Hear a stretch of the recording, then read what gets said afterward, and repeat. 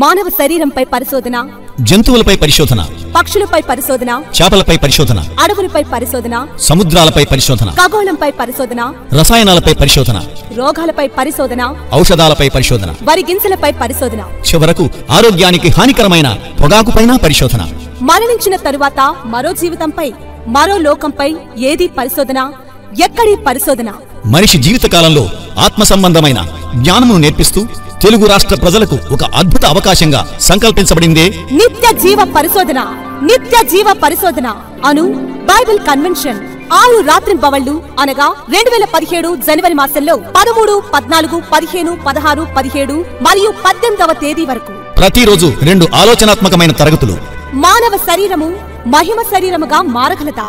Bible గణాంకాలు, నోవాహు ఓడ రహస్యం, సమస్తము ఎవరికి సాధ్యం, ధర్మశాస్త్రము ఎవరికి ఎందుకు పార్ట్ 1, ధర్మశాస్త్రము ఎవరికి ఎందుకు పార్ట్ 2, క్రైస్తవుల పండుగలు ఆచరణీయమా శోచనీయమా, యాత్రలో ఉన్న పరదేశులు యెరూషలేము యాత్ర చేయవచ్చా, క్రైస్తవులు సిద్ధపరచుకోవలసిన నూనె ఏది, సాతాను విషానికి బైబిల్ ఔషధం, ప్రతిరోజు సాయంత్రం సంచలనాన్ని రేకెత్తించే బహిరంగ సభలు, మానవాళికి మంచి సమరయుడు, అణు పరిశోధన, క్షేమ సాధన, భారత్ మాతకి జై అనాలా వద్దా, సమాధానకర్త అగ్ని ఎందుకు వేశాడు, బైబిల్ బలిని కోరుతుందా బ్రతుకునిస్తుందా?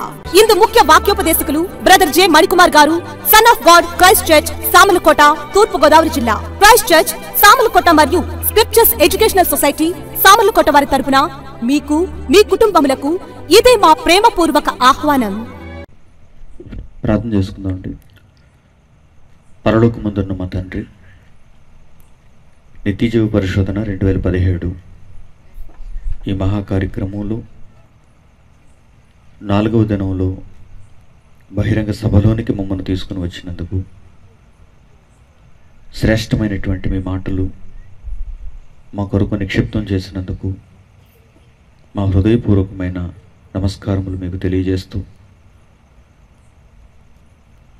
వాగు దగ్గర ఒక దుప్పి నీటి కొరకు ఎలా ఎదురు చూస్తుందో, అలాగే ఈ మహాసభలో మీ పలుకుల కొరకు మేము ఎదురు చూస్తున్నప్పుడు మాకున్న ఆత్మదాహాన్ని మీ జీవజలముల చేత తీర్చుమని వేడుకుంటూ, చక్కని వాతావరణంలో మీ పిల్లలందరినీ మీ మాటల చేత సంరక్షించమని కోరుకుంటూ, యేసుక్రీస్తు వారి ద్వారా ఈ ప్రార్థనలు పరలోకమందున్న మీ సన్నిధికి చేరుస్తున్నాం తండ్రి. ఆమేన్. ఆమేన్. ఆమేన్. 4వ రోజు ఒక చక్కని పాఠాన్ని నేర్చుకోవడానికి వచ్చినటువంటి మీ అందరికీ ప్రభువైన యేసుక్రీస్తు వారి పేరిట వందనములు తెలియజేస్తున్నాను. ప్రకటించిన విధంగా సమాధానకర్త అగ్ని ఎందుకు వేశాడు అనే ఒక మంచి అంశాన్ని ఇప్పుడు మనం నేర్చుకుందాం. సమాధానకర్త అగ్ని ఎందుకు వేశాడు? సమాధానకర్త ఎవరో, వేయబడిన అగ్ని ఏమిటో,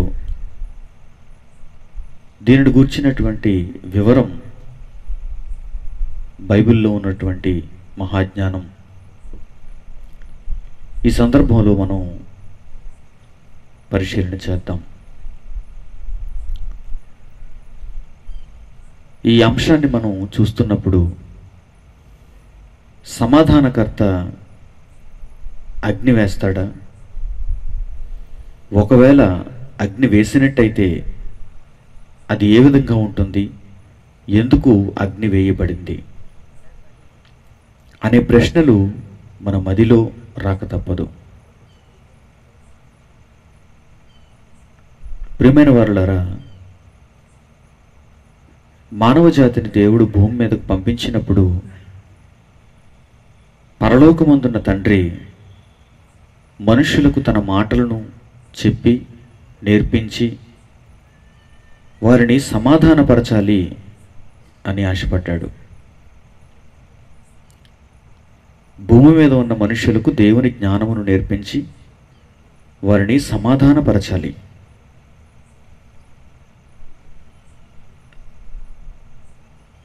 పరలోకంలో దేవుడున్నాడు, ఈ భూలోకంలో మనుషులున్నారు. మనుషులకు ఇప్పటికీ తెలియని ఎన్నో సంగతులు తెలియని సంగతులుగానే ఉండిపోయాయి. అవి ప్రశ్నలుగానే మిగిలిపోయాయి.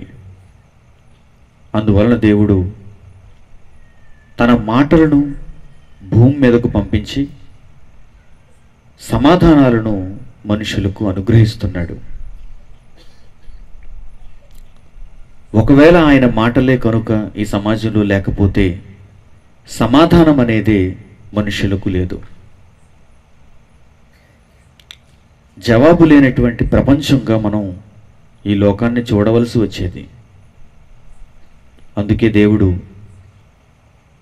ఆదికాండము నుండి ప్రకటన గ్రంథం వరకు మనుషులలో పుడుతున్న ఎన్నో ప్రశ్నలకు సమాధానాలను ఆయన వ్రాయించాడు.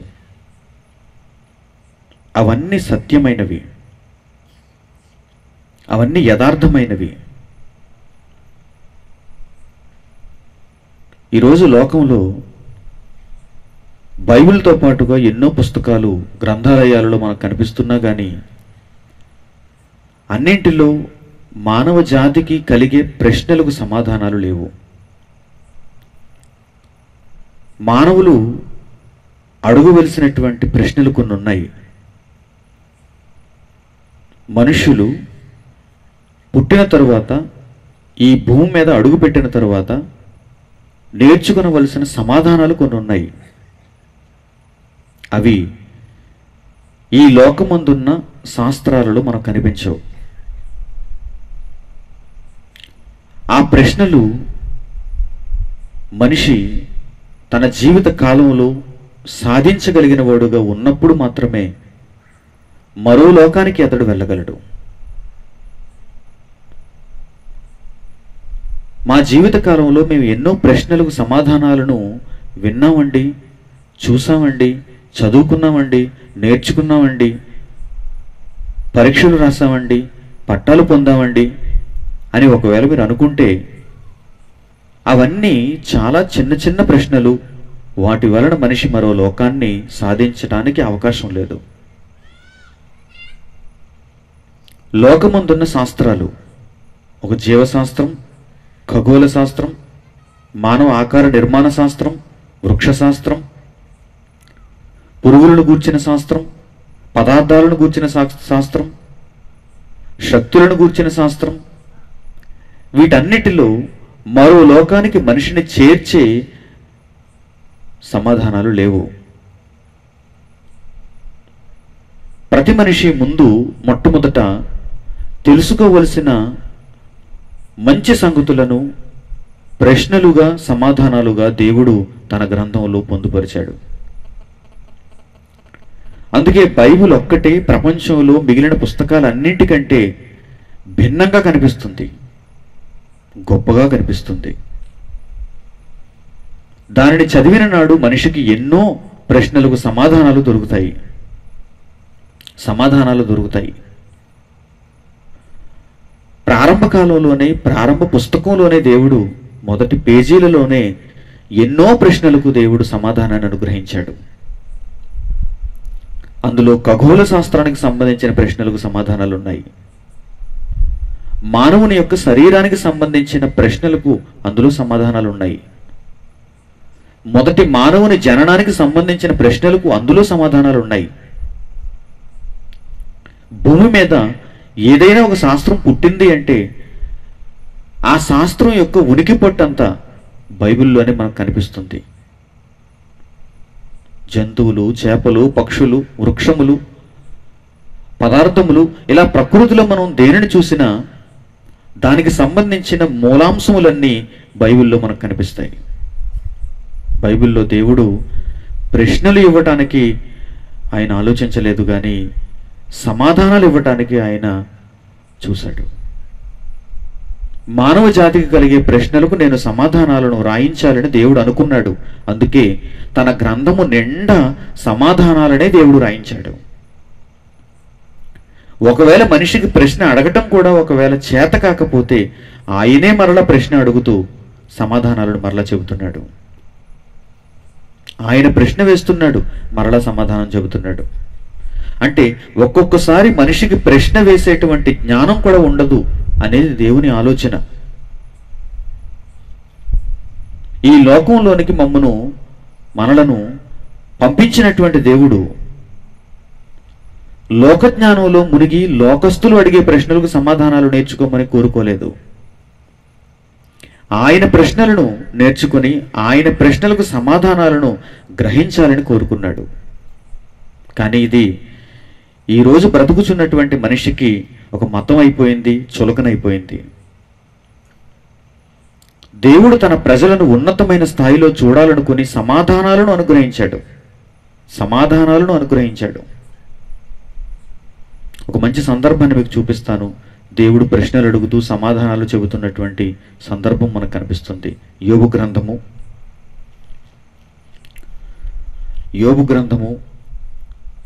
38వ అధ్యాయము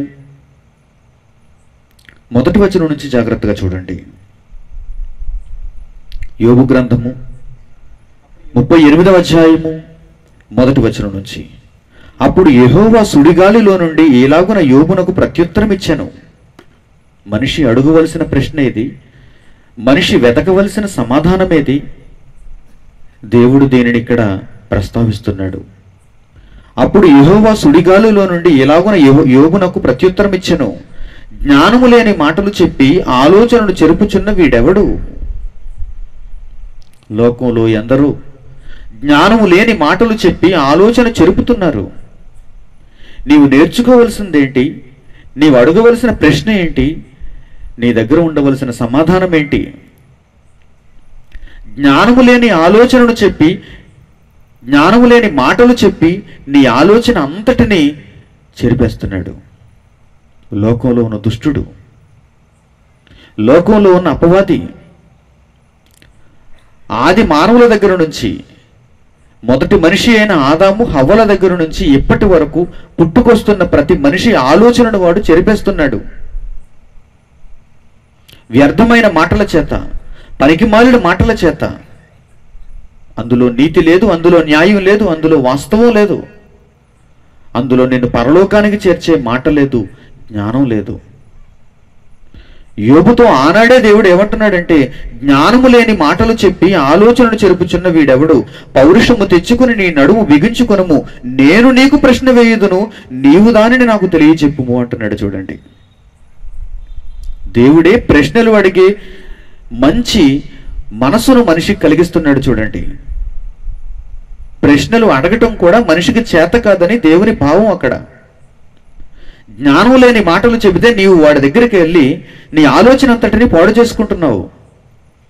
ఈ లోకంలో ఉన్న లోకజ్ఞానం, లోకంలో ఉన్న లోక మీడియా, లోకంలో ఉన్న అధికారం పుట్టుకొస్తున్న ప్రతి మనిషికి ఏం చెప్పాలనుకుంటుంది? జ్ఞానము లేని మాటలు చెప్పి ఆలోచన చెరుపుతుంది. అందులో ఆత్మ సంబంధమైన మాట ఒక్కటి కూడా ఉండదు. ఉదయం లేస్తే చూసే దినపత్రికలో ఆత్మ సంబంధమైన మాటలు మనకు కనిపించడం లేదు. ఉదయం నుంచి అర్ధరాత్రి వరకు మన ఇంటిలో కనిపిస్తున్న ఒక చిన్ని టెలివిజన్, అందులో ఆత్మ సంబంధమైన సంగతులు మనకు కనిపించడం లేదు. ఉపాధ్యాయుల దగ్గరికి వెళితే వారు లోక సంబంధమైన పుస్తకాలనే, ప్రకృతి సంబంధమైన పుస్తకాలనే సిలబస్గా చెబుతున్నారు. ఆత్మ సంబంధమైన జ్ఞానం లేదు. ఎక్కడికి వెళ్ళినా సరే ప్రపంచమంతా దేనితో మునిగిపోయిందంటే జ్ఞానము లేని మాటలు చెప్పి ఆలోచన చెరుపుచున్న వారితో నిండిపోయింది. అప్పుడు దేవుడు ఏమంటున్నాడంటే, పౌరుషము తెచ్చుకొని నీ నడుము బిగించుకొనుము, నేను నీకు ప్రశ్న వేయుదును, నీవు దానిని నాకు తెలియచెప్పుము అని ఆయన ఒక ప్రశ్న వేస్తున్నాడు. చూడండి, ప్రశ్నలు ఎలా ఉండాలో అక్కడ ఆయన నేర్పిస్తున్నాడు. మనిషికి రావాల్సిన ప్రశ్నలు ఎలా ఉండాలో ఆయన చెబుతున్నాడు. చూడండి, నేను భూమికి పునాదులు వేసినప్పుడు నీవెక్కడ ఉంటివి? చూడండి ప్రశ్న ఎలా ఉందో, చాలా విడ్డూరంగా, చాలా ఆశ్చర్యంగా, మన ఆలోచనలకు అందనిదిగా ఉందో. చూడండి, నేను ఈ భూమికి పునాది వేసినప్పుడు నీవెక్కడ ఉంటివి యోబు? నీవెక్కడ ఉంటివి అని ఫలానా వ్యక్తిని భూమి మీద ఉన్న మనుషులందరినీ దేవుడు ప్రశ్నిస్తున్నప్పుడు ఆ ప్రశ్నకు సమాధానం మనుషుల దగ్గర ఉందా? ఇంకా అడుగుతున్నాడు ఆయన. ఒకే ఒక్క ప్రశ్న కాదు, నీకు వివేకము కలిగిన ఎడల చెప్పుము, నీకు తెలిసిన ఎడల దానికి పరిమాణమును నియమించిన వాడెవడో చెప్పుము. భూమికి ఒక పరిమాణం ఉందని నీకు తెలుసు, భూమి గోళాకారంలో ఉందని, దానికి ఒక పరిమాణం ఉందని నీవు నేర్చుకున్నావు. అంతరిక్షంలోనికి వెళ్ళి చూడగానే నీవు నేర్చుకున్నావు. పరిమాణం ఎంత ఉందని నీ శాస్త్రంలో రాసుకున్నావు. ఆ పరిమాణం అంత ఉండాలని ఎవరు నియమించారు అని నీ శాస్త్రంలో నువ్వు రాయలేకపోయావు. మరలా చెబుతున్నాను వినండి. భూమి యొక్క పరిమాణం ఎంత ఉందని నీ శాస్త్రంలో నువ్వు రాసి ఇచ్చేసావు. భూమి యొక్క పరిమాణము డాష్ కిలోమీటర్ల చదరపు అడుగులు అంటావు, కిలోమీటర్ స్క్వేర్ అంటావు. భూమి యొక్క పరిమాణము ఇన్ని కిలోమీటర్ల స్క్వేర్. వైశాల్యం దాని యొక్క వృత్తానికి సంబంధించి, గోళానికి సంబంధించి దాని యొక్క వైశాల్యం, దాని పరిమాణం, దాని చుట్టుకొలత, దాని సాంద్రత, ఇవన్నీ నీవు చెప్పగలుగుతున్నావు. కానీ ఆయన అడిగే ప్రశ్న చూడండి ఎలా ఉందో. నీకు తెలిసిన ఎడల దానికి పరిమాణమును నియమించిన వాడెవడో చెప్పుము, దాని మీద పరిమాణపు కొల వేసిన వాడెవడో చెప్పుము. ఆయన టేపు వేసి చుట్టూ కొలిచి ఎంత ఉండాలి భూమి అని నిర్ణయించాడండి. భూమికి టేపు వేయాలంటే ఆ టేపు ఎలా ఉండాలో మీరు చూడండి. తాపీ మేస్త్రి తన జేబులో పెట్టుకునే టేప్ కాదు అది.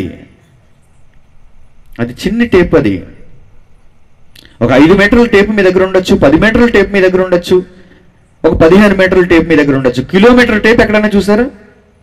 Just kilometer. ఒక 10 కిలోమీటర్స్ టేప్ ఎక్కడైనా చూసారా? భూమికి ఆయన పరిమాణం వేయటానికి కొల వేశాడట. కొలమానం, మెజర్మెంట్. ఆయన లెక్క మించకూడదు, ఆయన లెక్క తగ్గకూడదు. భూమి ఎంత ఉండాలో అంత ఆయన నిర్ణయించుకున్నాడు. కొల వేస్తున్నాడు ఆయన. ఇప్పుడు ఆయన అంటున్నాడు, నీ దగ్గర చాలా ప్రశ్నలు ఉన్నాయి అనుకుంటున్నావు నువ్వు, నీ దగ్గర చాలా సమాధానాలు ఉన్నాయని కూడా నువ్వు అనుకుంటున్నావు. యోబు, నేను ప్రశ్న వేస్తాను, జాగ్రత్తగా విను. ఈ భూమికి పునాది వేసినప్పుడు నువ్వు ఎక్కడున్నావు? మొదటి ప్రశ్న. రెండవది, ఈ భూమికి పరిమాణమును నియమించిన వాడు ఎవడు? మూడవది, నేను కొల వేశాను దీనికి, ఆ కొల వేసిన వాడెవడో చెప్పుము. దాని స్తంభముల పాదులు దేనితో కట్టబడినవో చెప్పుము. స్తంభముల పాదులు. భూమి గోళాకారముగా ఉండి ఇంత బరువుతో, ఇంత సాంద్రతతో, ఇంత ద్రవ్యరాశితో, ఇంత వేగంతో సూర్యమండలంలో ఉంటూ సూర్య నక్షత్రం చుట్టూ తన కక్షలో వేగంగా తిరుగుతుంది. తన చుట్టూ తాను తిరగటానికి 24 గంటలు, సూర్యుని చుట్టూ తిరగడానికి 365 రోజులు అని చెప్పావే. ఈ భూమండలాన్ని గురించి నేను ప్రశ్నలు వేస్తాను, చూడు అంటున్నాడు ఆయన. దాని పరిమాణపు కొల వేసిన వాడెవడో చెప్పుము. దాని స్తంభముల పాదులు దేనితో కట్టబడినవో చెప్పుము. ఉదయ నక్షత్రములు ఏకముగా కూడి పాడినప్పుడు దేవదూతలందరూ ఆనందించి జయధ్వనులు చేసినప్పుడు దాని మూలరాతిని వేసిన వాడెవడు? ఎన్నో ప్రశ్నలు ఇంకా మీరు క్రిందికి చదువుకుంటూ వెళితే. సమాజంలో ఈ ప్రశ్నలు మనకు ఎక్కడైనా కనిపించాయండి? మనం చదువుకున్నటువంటి శాస్త్రాలలో ఈ ప్రశ్నలు ఎక్కడైనా మనకు కనిపించాయండి? అలాగని పోని ఈ ప్రశ్నలు ఎందుకు పనికిరావని ఎవరైనా చెప్పగలరా? ఎక్కడ కనిపించడం లేదండి ప్రశ్నలు, ఎందుకంటే ఇవి పనికిరానివ్వండి అని ఎవరైనా అనగలరా? ఎంత విలువైన ప్రశ్నలో చూడండి ఇవి. దేవుడు ఈ భూమిని సృష్టిస్తున్నప్పుడు నీవు ఉన్నావు అని చెప్పటానికి ఆయన ఏమంటున్నాడంటే, నీవెక్కడున్నావు అంటున్నాడు ఆయన. అప్పటికి నేను లేను ప్రభువా అన్నారు అంటే బుక్ అయిపోతారు ఆయన దగ్గర. అప్పుడు ఆయన చెబుతాడు, నీవెక్కడున్నావో ఆయన చెబుతాడు. మీరు లేరు అన్నారనుకోండి, ఈ భూమికి పునాది వేసినప్పుడు నేనెక్కడున్నాను ప్రభువా? 1960లో నేనున్నాను.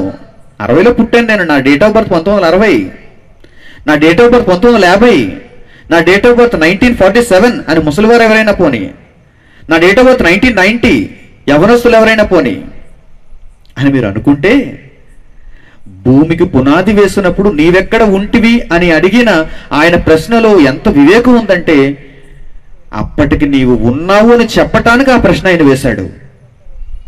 యోబుకు దీనికి సమాధానం తెలియదు. ఎందుకంటే జ్ఞానం లేని మాటలు చెప్పి ఆలోచన చెరుపుచున్న వారందరూ లోకంలో ఉన్నారు.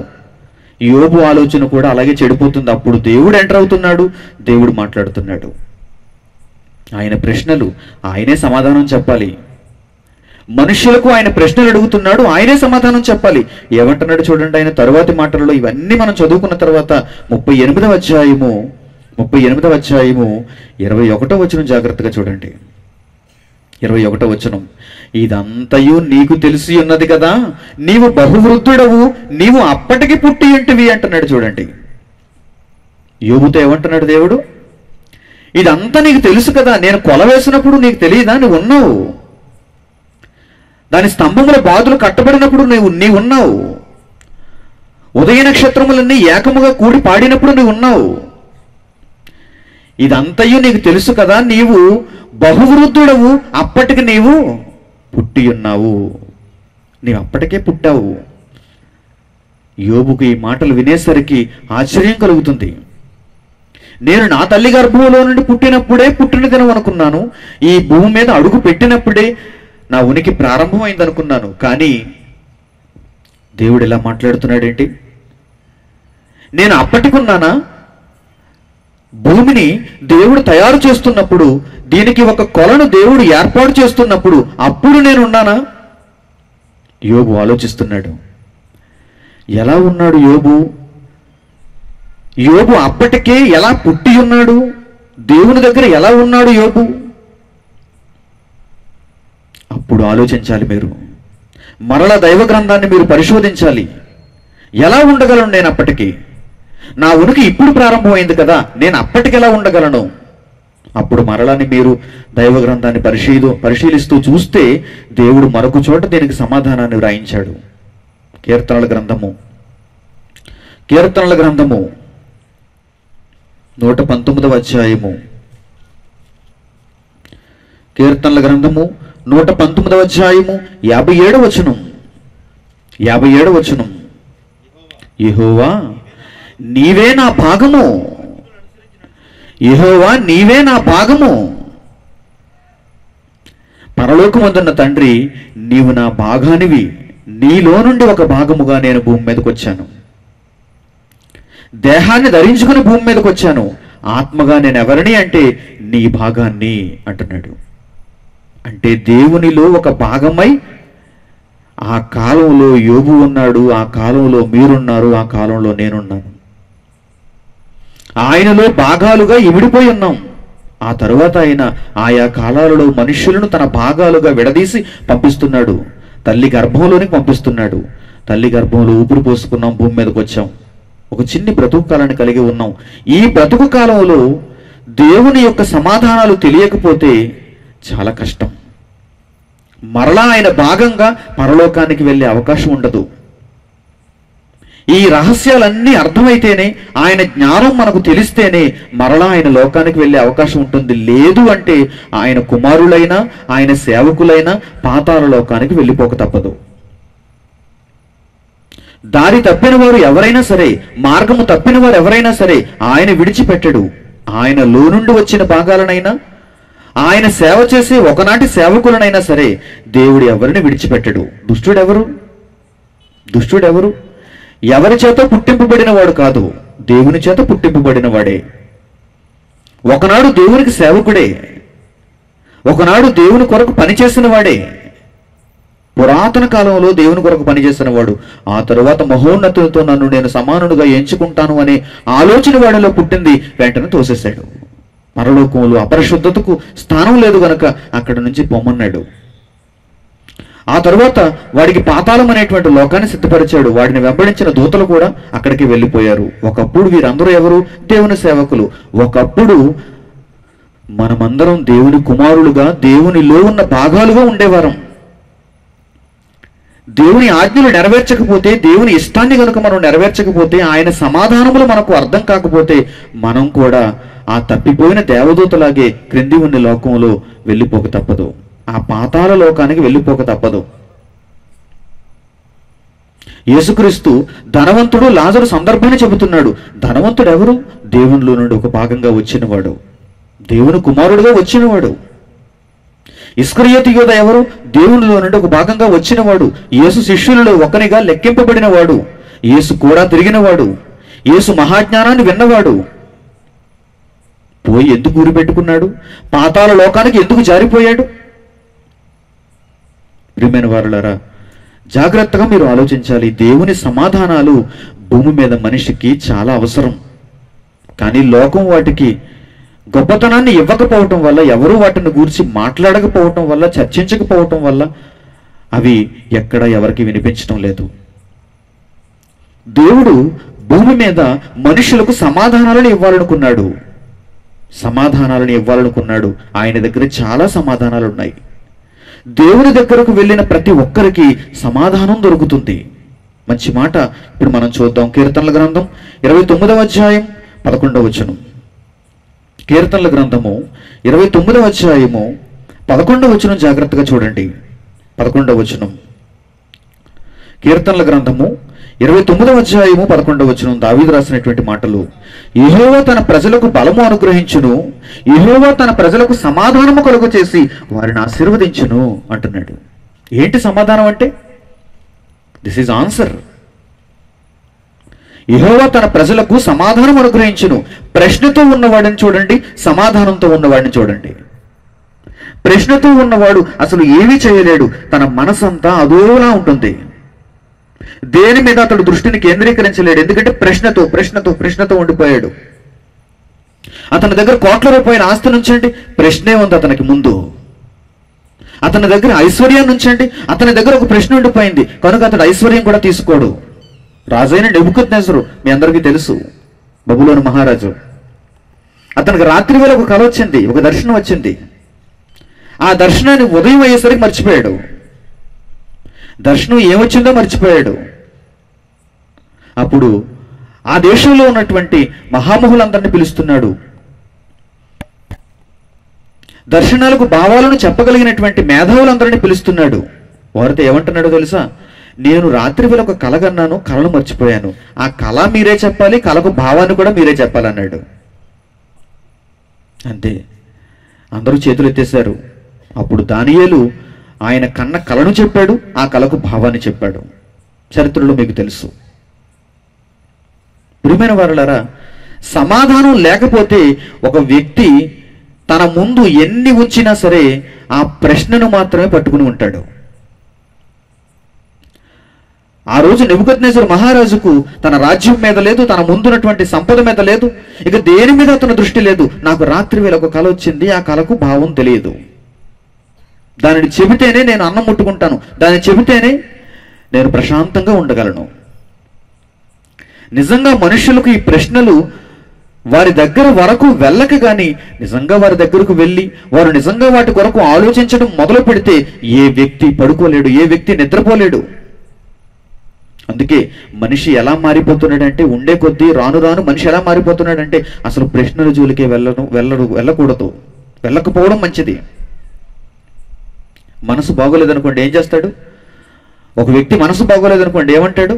నేను వెళ్ళి మద్యం సీసా ఒకటి తీసుకుని తాగేస్తానంటాడు. అంటే ఏంటి? ప్రశ్నలన్నీ మర్చిపోవడానికి, అతని లోపల ఉన్న ప్రశ్నలన్నీ మర్చిపోవటానికి, సమాధానాలు దొరకటం లేదు కనుక ప్రశ్నలన్నీ మర్చిపోవటానికి, మత్తు కలిగించుకోవటానికి, తన మెదడు ముద్దుబారేలా చేసుకోవటానికి ఏం చేస్తాడంటే వెళ్ళి ఒక మందు సీసా తెచ్చుకుంటాడు, తాగేస్తాడు. ఇంకా తీవ్రత ఎక్కువైపోయింది అనుకోండి, ప్రశ్నలు వేధించేస్తున్నాయి అనుకోండి, ఇంకా తీవ్రత ఎక్కువైపోయింది అనుకోండి, విషం తెచ్చుకుంటాడు. నేను ఈ ప్రశ్నలు భరించలేను, సమాధానం లేకపోతే నేను బ్రతకలేను. ఎంతో మంది ఆత్మహత్యలు చేసుకుంటున్నారు. దాని వెనకున్న రహస్యం ఇదేనండి, దాని వెనకున్న కారణం ఇదే. పత్రిక వారు దీన్ని చెప్పరు, మీడియా దీనిని గురించి మాట్లాడదు. వారు ఎందుకు ఆత్మహత్య చేసుకున్నారో దాని అసలు రహస్యాన్ని మాత్రం మీడియా చెప్పదు. ఎందుకంటే వారి దగ్గర అంత ఎసెన్స్ లేదు, అంత సబ్జెక్ట్ లేదు. ఎందుకు ఆత్మహత్య చేసుకుంటున్నాడు? రంగనాథ్ ఎందుకు ఆత్మహత్య చేసుకున్నాడు? ప్రశ్నలు. ఉదయకిరణ్ ఎందుకు ఆత్మహత్య చేసుకున్నాడు? ప్రశ్నలు. ప్రత్యూష బెనర్జీ ఎందుకు ఆత్మహత్య చేసుకుంది? ప్రశ్నలు. ఎందరో రైతులు ఎందుకు ఆత్మహత్య చేసుకుంటున్నారు? ప్రశ్నలు. ఎలా అప్పు తీర్చాలి, ఏం చేయాలి? ప్రశ్న ప్రశ్న ప్రశ్న. అందుకే ఈ ప్రశ్నలకు ఒక నమస్కారం, నేను వెళ్ళిపోయి నా జీవితాన్ని ముగించుకోవాలి అనుకుంటున్నాడు క్షణికావేశంతో, సమాధానాలు రాబట్టలేక. అందుకే దేవుడు ఏమంటున్నాడో తెలుసా? తన ప్రజలకు ఆయన ఒక మంచి ఆశీర్వాదం ఇవ్వాలనుకుంటున్నాడు. ఆ ఆశీర్వాదం ఏంటంటే సమాధానము అనే ఆశీర్వాదం. మీ జీవితంలో ప్రతి ప్రశ్నకు మీకు సమాధానం దొరికినప్పుడు మీకంటే ఐశ్వర్యవంతులు ప్రపంచంలో ఇంకెవరూ లేరు. ప్రపంచంలో ఉన్న ఐశ్వర్యాన్నంతా మీ ముందు పెట్టి మిమ్మల్ని ప్రశ్నలతో కనుక ముంచెత్తితే మీకంటే దౌర్భాగ్యులు ఇంకెవరు ఉండరు. అవునండి, ఒక ప్రశ్నకు సమాధానం తెలుసుకోవటం అంటే అది చాలా ముఖ్యమైన విషయం. అది ఒక దీవెన, అది ఒక ఆశీర్వాదం. ఈరోజు యేసుక్రీస్తును అంగీకరించిన తర్వాత, బైబిల్ని చేతపట్టిన తర్వాత, క్రైస్తవ్యంలోనికి అడుగుపెట్టిన తర్వాత ఎన్నో ప్రశ్నలకు మనం సమాధానాలు రాబట్టుకోగలిగాం. ఎన్నో ప్రశ్నలకు మనకు సమాధానం తెలుస్తుంది. ఎందుకు పుట్టాం సమాధానం తెలిసింది మనకు. ఎందుకు బ్రతకాలి సమాధానం తెలిసింది మనకు.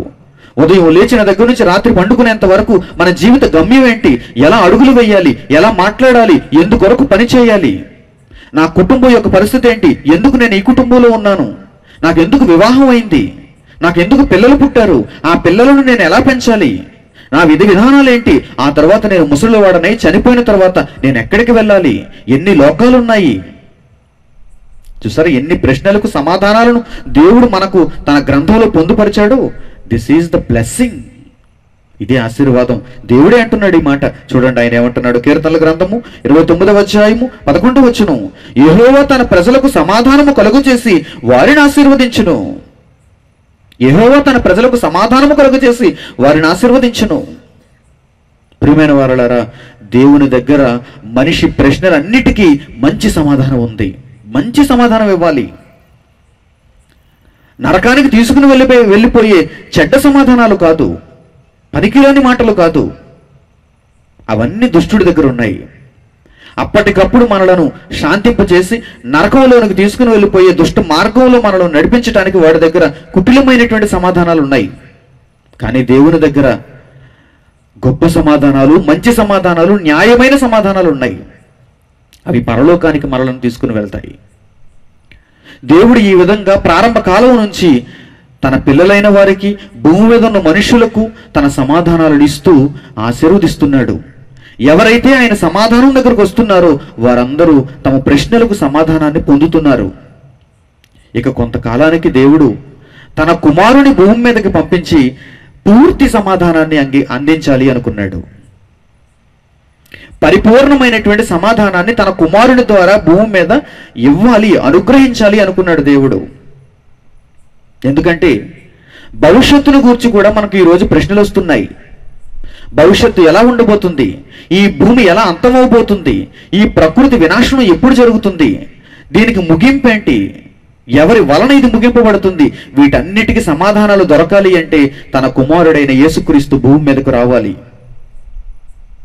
ఆయన మాటగా పరలోకంలో ఉన్న యేసుక్రీస్తు, దేవుని మాటగా పరలోకంలో ఉన్న యేసుక్రీస్తు, ఆ మాట ప్రతి ప్రశ్నకు సమాధానాన్ని భూమి మీద ఉన్న మనుషులకు ఇవ్వాలి కనుక ఆయన లోకంలోనికి యేసుక్రీస్తుని పంపించాడు. అలా పంపిస్తున్నప్పుడు ఆయనను గూర్చి పలుకుబడిన ఒక మంచి ప్రవచనంలో ఏమంటున్నాడో చూడండి. మీకా గ్రంథము 5వ అధ్యాయము 2వ వచనం జాగ్రత్తగా మీరు చూడండి. మీకా గ్రంథము 5వ అధ్యాయము 2వ వచనం, బెత్లెహేము ఎఫ్రాతా, యోదా వారి కుటుంబములలో నీవు స్వల్ప గ్రామమైనను నా కొరకు ఇశ్రాయేలీయులను ఏలబోవాడు నీలో నుండి వచ్చును. పురాతన కాలం మొదలుకొని శాశ్వత కాలం వరకు ఆయన ప్రత్యక్షమగుచుండెను.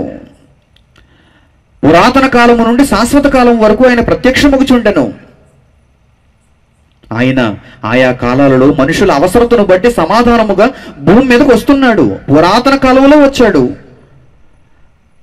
భవిష్యత్ కాలంలో ఈ మాట వ్రాసేసరికి భవిష్యత్ కాలంలో కూడా ఆయన వస్తాడు, ఆయన వచ్చుచూ ఉండెను అని రాయబడింది. యేసుక్రీస్తు జననం, యేసుక్రీస్తు యొక్క రాక కేవలం మరియతోనే ప్రారంభమైంది అనుకుంటే పొరపాటు పడినట్టే మీరు. యేసుక్రీస్తు నోహో కాలంలో కూడా వచ్చాడు, యేసుక్రీస్తు అబ్రహాము కాలంలో కూడా వచ్చాడు. ఎలా వచ్చాడన్నది మాత్రం ఇంపార్టెంట్. ప్రపంచంలో చాలా మంది క్రైస్తవులకు అది తెలియదు. అబ్రహాము కాలంలో మెల్కీసెదకు రూపంలో ఆయన వచ్చాడు. హెబ్రీ పత్రిక 7వ అధ్యాయంలో మీరు చదువుకోవచ్చు. నోవహు కాలంలో ఆయన నోవహు ద్వారా దేవుని వాక్యాన్ని ప్రకటింప చేయటానికి వచ్చాడు. నోవహు ఓడ రహస్యం మీరు విన్నారు. ఆయన ఆత్మరూపిగానే వెళ్ళాడు, చెరలో ఉన్న ఆత్మల యొద్దకు వారికి వాక్యాన్ని ప్రకటించాడు. పేతురు రాసిన 2వ పత్రిక 3వ అధ్యాయము 19-20 వచనాల్లో మీరు చూడొచ్చు.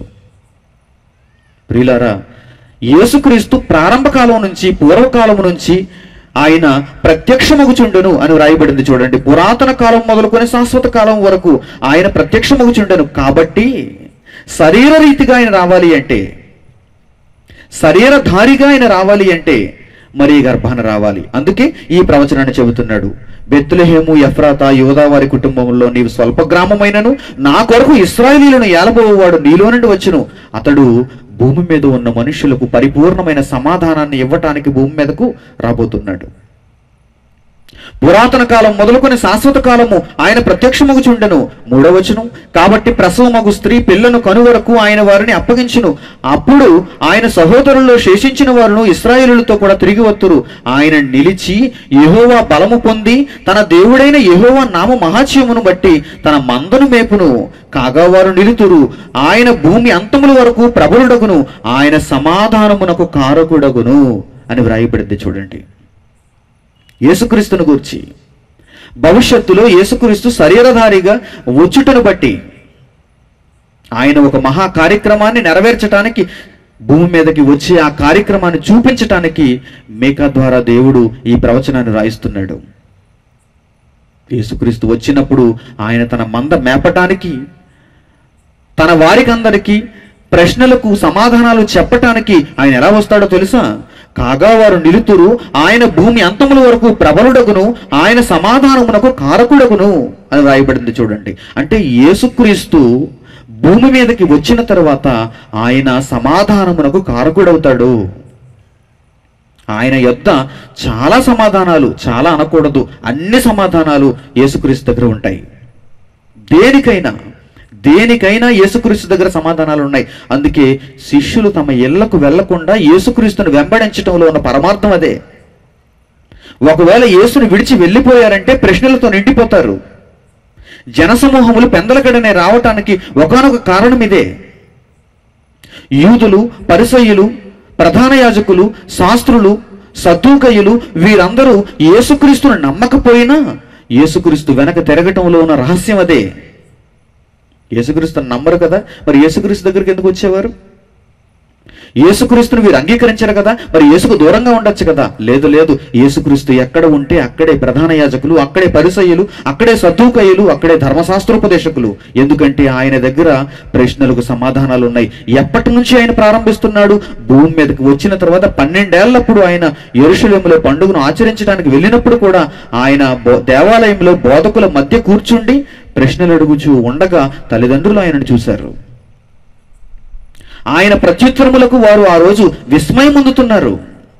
దేవాలయంలో ఉన్న ప్రధాన యాజకులు, బోధకులు ఆయన ప్రత్యుత్తరములకు విస్మయం ఉందిరి అని లూకాసు వార్త 2వ అధ్యాయంలో రాయబడింది.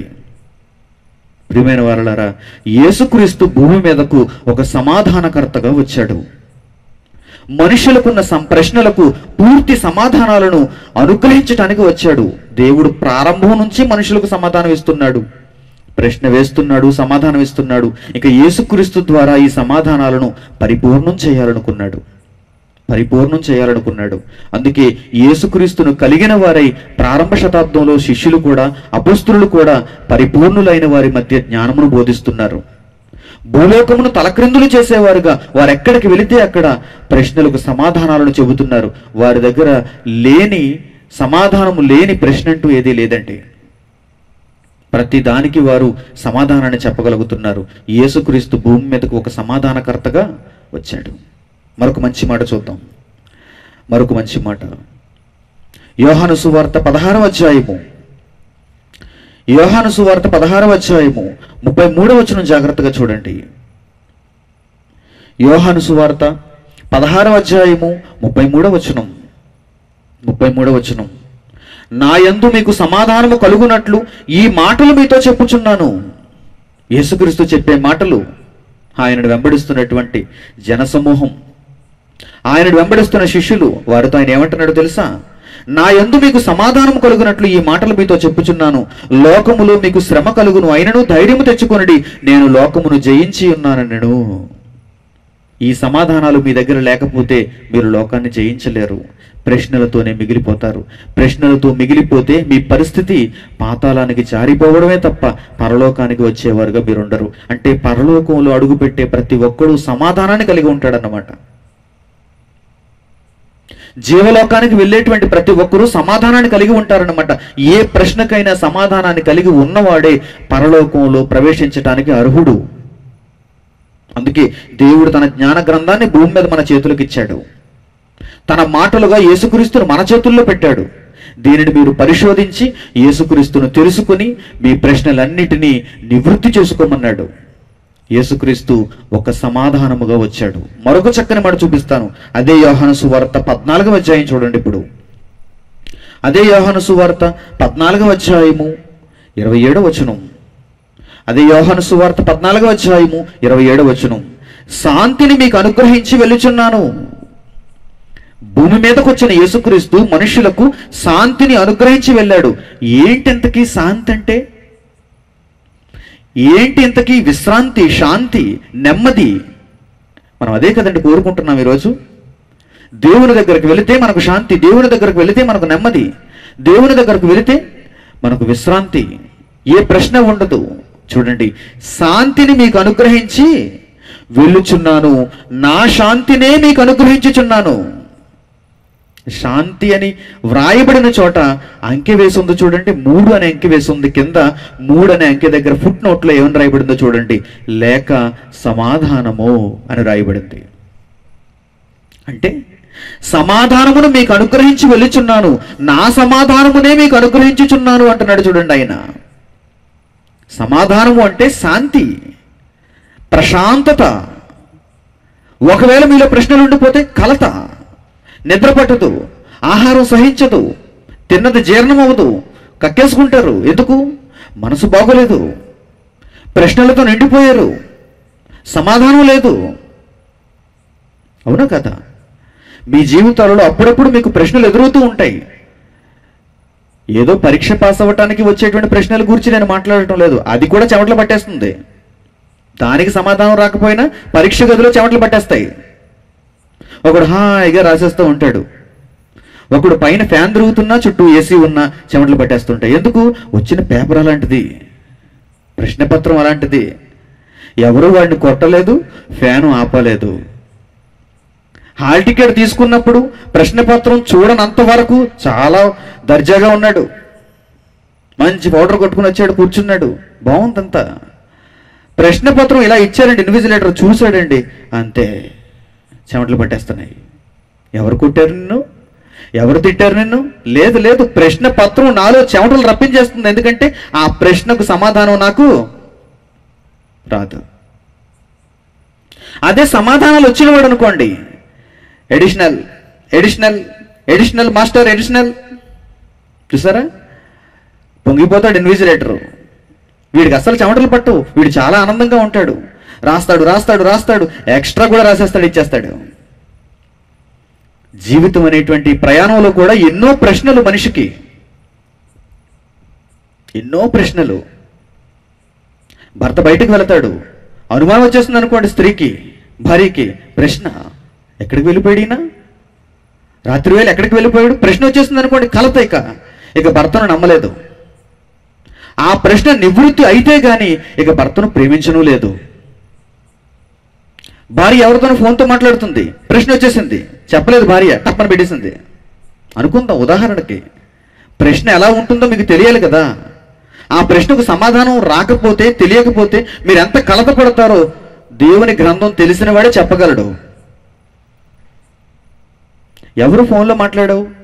ఎవరోలేండి, మీకు చెప్పడం అనవసరం. ప్రశ్న ప్రశ్నగా ఉండిపోయింది. ఇప్పుడు మీరు ఎలా ఉంటారు చెప్పండి? అంతే, అయిపోయింది. ఆ తరువాత ఆ ప్రశ్నకు సమాధానం మీకు తెలిస్తే, అన్నయ్యతో మాట్లాడిందట, వాళ్ళ డాడీతో మాట్లాడిందట, వాళ్ళ మమ్మీతో మాట్లాడిందట, అప్పుడు మీరు ప్రశాంతంగా ఉంటారు. మీరైనా అంతే. మీరు ఫోన్లో మాట్లాడి తప్పని పెట్టేశారు అనుకోండి, ఎవరు అని అడిగితే నీకెందుకు అని చెప్పాలా అన్నారు అనుకోండి, ప్రశ్న ప్రశ్నగా మిగిలిపోయింది, కలత, ఇబ్బంది. ఇవి చిన్న చిన్నవి, లోక సంబంధమైన చిన్న చిన్న ప్రశ్నలు ఇవి. వాటికి సమాధానాలు దొరకకపోతే మీరు ఎంత కలత పడుతున్నారే, ఎంత వేదన చెందుతున్నారే. ఆత్మ సంబంధమైన ప్రశ్నలు ఉన్నాయి. ఆత్మ సంబంధమైన ప్రశ్నలకు మీకు సమాధానం దొరకకపోతే పాతాళానికి వెళ్ళిపోతారు మీరు, మనోవ్యాకులంతో ఉంటారు మీరు.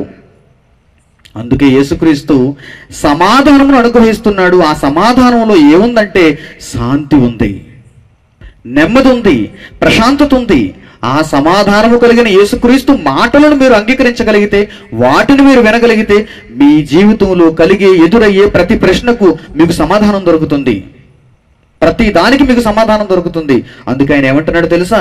నేను భూమి మీద శాంతిని అనుగ్రహిస్తున్నాను, శాంతిని మీకు అనుగ్రహించి వెలుచున్నాను, నా శాంతినే మీకు అనుగ్రహించుచున్నాను, లోకం ఇచ్చినట్టుగా నేను మీకు అనుగ్రహించటలేదు.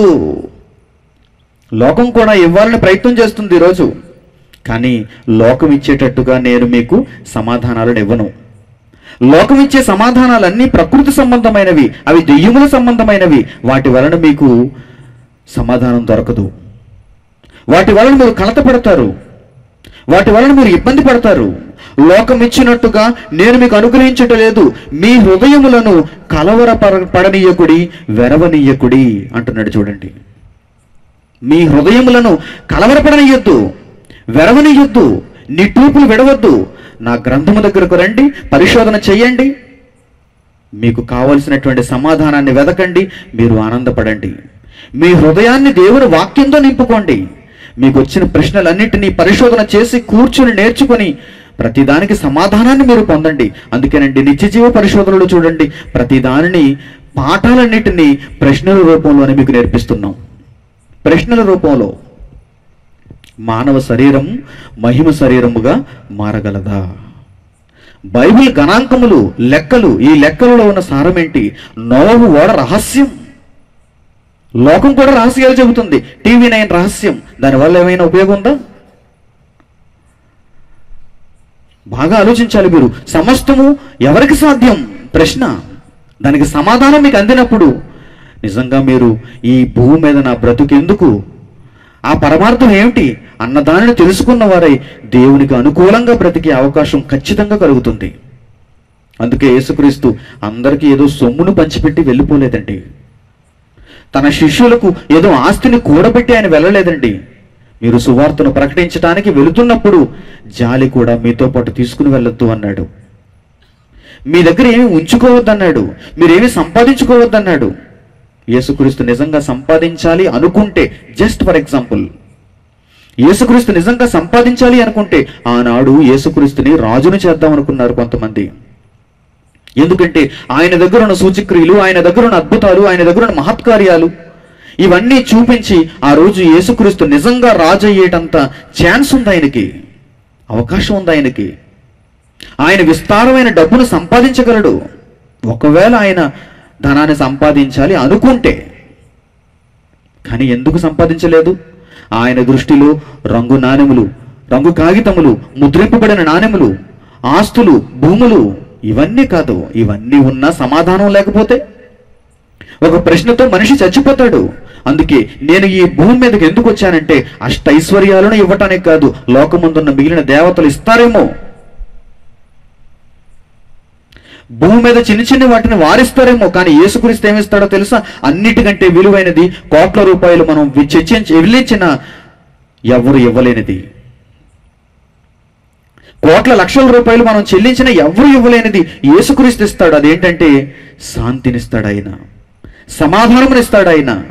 నా శాంతిని మీకు ఇస్తున్నాను తప్ప లోకం ఇచ్చినట్టుగా ఆ సమాధానమును మీకు ఇవ్వటం లేదు. అందుకే మీ హృదయములను కలవరపడనీయకుడి, వెరవనీయకుడి అన్నాడు. ఎంత గొప్పవాడు చూడండి యేసుక్రీస్తు. కానీ దురదృష్టవశాత్తు ప్రపంచంలో ఉన్న క్రైస్తవులకు యేసుక్రీస్తు ఏమిస్తాడో అర్థం కాలేకపోయింది. యేసుక్రీస్తు దగ్గర ఏం కోరుకోవాలో ప్రజలకు అర్థం కాకపోయింది. అందుకే యేసు దగ్గరకు వచ్చి చిన్న చిన్నవే మరలా కోరుకుంటున్నారు. ఈ భూమి మీద బ్రతుకులు నాకు ఫలనది కావాలి, నాకు ఫలనది కావాలి అంటున్నారు తప్ప యేసుక్రీస్తు నాకు ప్రశ్నలు ఉన్నాయి, నా ప్రశ్నలకు నీవు సమాధానం చెప్పగలవా? ఖచ్చితంగా చెప్పగలవు, కనుక నీ గ్రంథంలో నుండి నాకు ప్రశ్నలకు సమాధానాలు చెప్పు అని యేసు దగ్గరికి ఎవరు వచ్చిన పరిస్థితి లేదండి. అనాది కాలము నుండి దేవుడు ఎవరు నన్ను ప్రశ్న వేస్తారు, ఆ ప్రశ్నకు సమాధానం చెప్పాలని చూశాడు తప్ప మిగిలిన వాటి యందు దేవునికి మనసు లేదండి. భూమి మీద ఎవరైనా ఒకే బ్రతుకు, భూమి మీద ఎవరైనా ఒకేలాంటి బ్రతుకును కలిగి ఉంటున్నారు. కొంచెం తారతమ్యాలంతే. ఒకడు చాలా హుందాగా బ్రతకచ్చు, మరొకడు కఠినమైన పద్ధతిలో బ్రతకచ్చు, కానీ బ్రతుకు బ్రతుకేనండి. ఒక కంచమే తింటాడండి వీడు కూడా, మరొకడు కూడా ఒక కంచమే తింటాడండి. వీడికి 8 గంటల నిద్రేనండి, వీడికి 8 గంటల నిద్రేనండి. ఏదో చిన్న చిన్న తారతమ్యాలు ఉండొచ్చు. వీటి కొరకు దేవుడు అంతగా ఆలోచించి మనుషులకు దేవుడు నన్ను చెప్పుకోవటంలో ఈ చిన్న చిన్న వాటిని అనుగ్రహించాలా చెప్పండి? కాదు.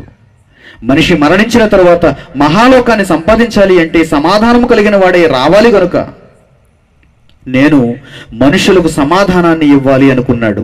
తాను సమాధానాలను చెప్పాడు. యేసుక్రీస్తును పంపించి పూర్తి సమాధానాన్ని ఇచ్చాడు. అందుకే యేసు కూడా భూమి మీదకి వచ్చినప్పుడు నేను సమాధానమును ఇవ్వడానికి వచ్చాను, నా సమాధానమునే మీకు అనుగ్రహించుచున్నాను అన్నాడు.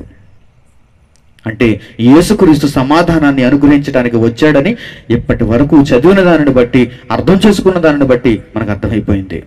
ఇప్పుడు యేసుక్రీస్తు దగ్గరికి వెళితే మనకు సమాధానం. ఇక మన పాఠం గురించి ఆలోచిస్తే, సమాధానకర్త అగ్ని ఎందుకు వేశాడు? సమాధానకర్త అగ్ని ఎందుకు వేశాడు? ఆయన జననంలోనే మేకా ప్రవక్త ఏమని మాట్లాడుతున్నాడు? బెత్లెహేము ఎఫ్రాతా, నీవు స్వల్పమైన గ్రామం అయినను నీలో నుండి యూదులను పరిపాలించి ఇశ్రాయేలును పరిపాలించి ఆ తర్వాత సర్వభూతలమంత మహాపర్వతం అయ్యే ఒక మహా చక్రవర్తి రాబోతున్నాడు అని యేసుక్రీస్తుని గురించి మాట్లాడి ఆయన ఒక సమాధానకర్త అన్నప్పుడు, ఈ సమాధానాన్ని అనుగ్రహించడానికి వచ్చినవాడు, సమాధానాన్ని నేను అనుగ్రహించాను అని చెప్పినవాడు అగ్ని ఎందుకు వేస్తాడు? అగ్ని ఎందుకు వేస్తాడు? నిజంగా ఆయన అగ్ని వేశాడా? సమాధానకర్త భూమి మీద అగ్ని వేస్తాడా? సమాధానం లేకుండా చేస్తాడా? చూద్దాం. మరొక మంచి సందర్భాన్ని చూద్దాం. ఏ యేసుక్రీస్తు అయితే నేను శాంతిని అనుగ్రహించడానికి వచ్చాను, నా శాంతిని అనుగ్రహించడానికి వచ్చాను అని చెప్పాడు, ఆ యేసుక్రీస్తు పలుకుతున్న మంచి సందర్భం మరొక సందర్భాన్ని చూద్దాం. ఈరోజు మనం పాఠంగా దానిని ఆలోచన చేద్దాం. లూకాసు వార్త 12వ అధ్యాయము, లూకాసు వార్త 12వ అధ్యాయము 49వ వచనం నుంచి జాగ్రత్తగా చూడండి. లూకాసు వార్త 12వ అధ్యాయము 49వ వచనం. 49వ వచనం, నేను భూమి మీద అగ్ని వేయవచ్చితిని. చూసారా? మనం ముందు చదువుకున్నటువంటి భాగంలో యోహాను సువార్తలో ఆయన ఏమంటున్నాడు? యేసుక్రీస్తే ఆయన ఏమంటున్నాడు? నేను శాంతిని అనుగ్రహించడానికి వచ్చాను, నా శాంతిని మీకు అనుగ్రహించాను అంటున్నాడు, నా సమాధానాన్ని మీకు అనుగ్రహించాను అంటున్నాడు. మరలా ఈ సందర్భం వచ్చేసరికి ఆయన ఏమంటున్నాడు? నేను భూమి మీద అగ్ని వేయవచ్చితిని. అగ్ని వేయవచ్చితిని. ఇంతకీ ఏంటి అగ్ని? దీనివల్ల ఏం జరుగుతుంది చూద్దాం. అది ఇది వరకే రగులుకొని మండవలనని ఎంతో కోరుచున్నాను. అసలు ఇప్పటికే నేను వేసిన అగ్ని రగిలిపోవాలి, మండాలి అని నేను కోరుకుంటున్నాను అంటున్నాడు ఆయన. అంటే భూమి మీద ఆయన వేసిన అగ్ని వలన మంట రగలాలన్న కోరిక యేసుక్రీస్తులో ఉంది. తరువాత మాట, అయితే నేను పొందవలసిన బాప్తిస్మం ఉన్నది. సిలువ మీద నేను వెళ్ళాలి, నేను మరణించాలి, భూమిలో నేను సమాధి చేయబడాలి, బాప్తిస్మం పొందాలి. నేను పొందవలసిన బాప్తిస్మం ఉన్నది, అది నెరవేరు వరకు నేను ఎంతో ఇబ్బంది పడుచున్నాను. అగ్ని వేయటానికి వచ్చాను, అది ఇంకా రగలాలని కోరుకుంటున్నాను, కానీ నా కార్యక్రమం అంటూ ఒకటి ఉండిపోయింది. నేను పొందవలసిన బాప్తిస్మం ఉన్నది, అది నెరవేరు వరకు నేను చాలా ఇబ్బంది పడుతున్నాను. అది నెరవేరిన తర్వాత నేను వేసిన అగ్ని ఎలా రగులుకుంటుందంటే ప్రపంచంలో ఇది కారుచిచ్చి పెడుతుంది అనేది యేసుక్రీస్తు భావన. క్రింది మాటలు చూడండి. నేను పొందవలసిన బాప్తిస్మం ఉన్నది, అది నెరవేరు వరకు నేను ఎంతో ఇబ్బంది పడుచున్నాను. నేను భూమి మీద సమాధానము కలుగు చేయి వచ్చిందని మీరు తలంచుచున్నారా? కాదు. ఏంటండి బైబిల్? బైబిల్ అంటే ఏంటండి? This is a puzzle. అర్థం కాకపోతే ప్రశ్నే, అర్థం చేసుకోగలిగితే అందులో మహాజ్ఞానం ఉంది. ఇప్పుడే కదండి ఆయన నేను శాంతిని అనుగ్రహించడానికి వచ్చాను. మేకా గ్రంథంలో మనం చదువుకున్నాం కదండి, యేసుక్రీస్తు ఒక సమాధానకర్తగా వస్తాడు. అంతకు మునుపు మనం గ్రహించాం కదండి, పరలోకమందున్న దేవుడు మనుషులకు సమాధానమును అనుగ్రహించాలనుకుంటున్నాడు. కానీ ఇక్కడికి వచ్చేసరికి యేసుక్రీస్తు ఏమంటున్నాడో తెలుసా? నేను భూమి మీద అగ్ని వేయవచ్చితిని, అది ఎప్పటికీ రగిలి మండిపోవాలని ఎంతో కోరుచున్నాను, కానీ నేను పొందవలసిన బాప్తిస్మం ఉంది కదా, అది పొందిన తరువాత, సిలువ మరణాన్ని నేను పొందిన తరువాత, తిరిగి లేచిన తరువాత అది మండుతుంది ఖచ్చితంగా, అది రగులుకుంటుంది ఖచ్చితంగా. నేను భూమి మీద సమాధానమును కలుగు చేయి వచ్చినని మీరు తలంచుచున్నారా? కాదు, భేదమునే కలుగు చేయి వచ్చితునని మీతో చెప్పుచున్నాను.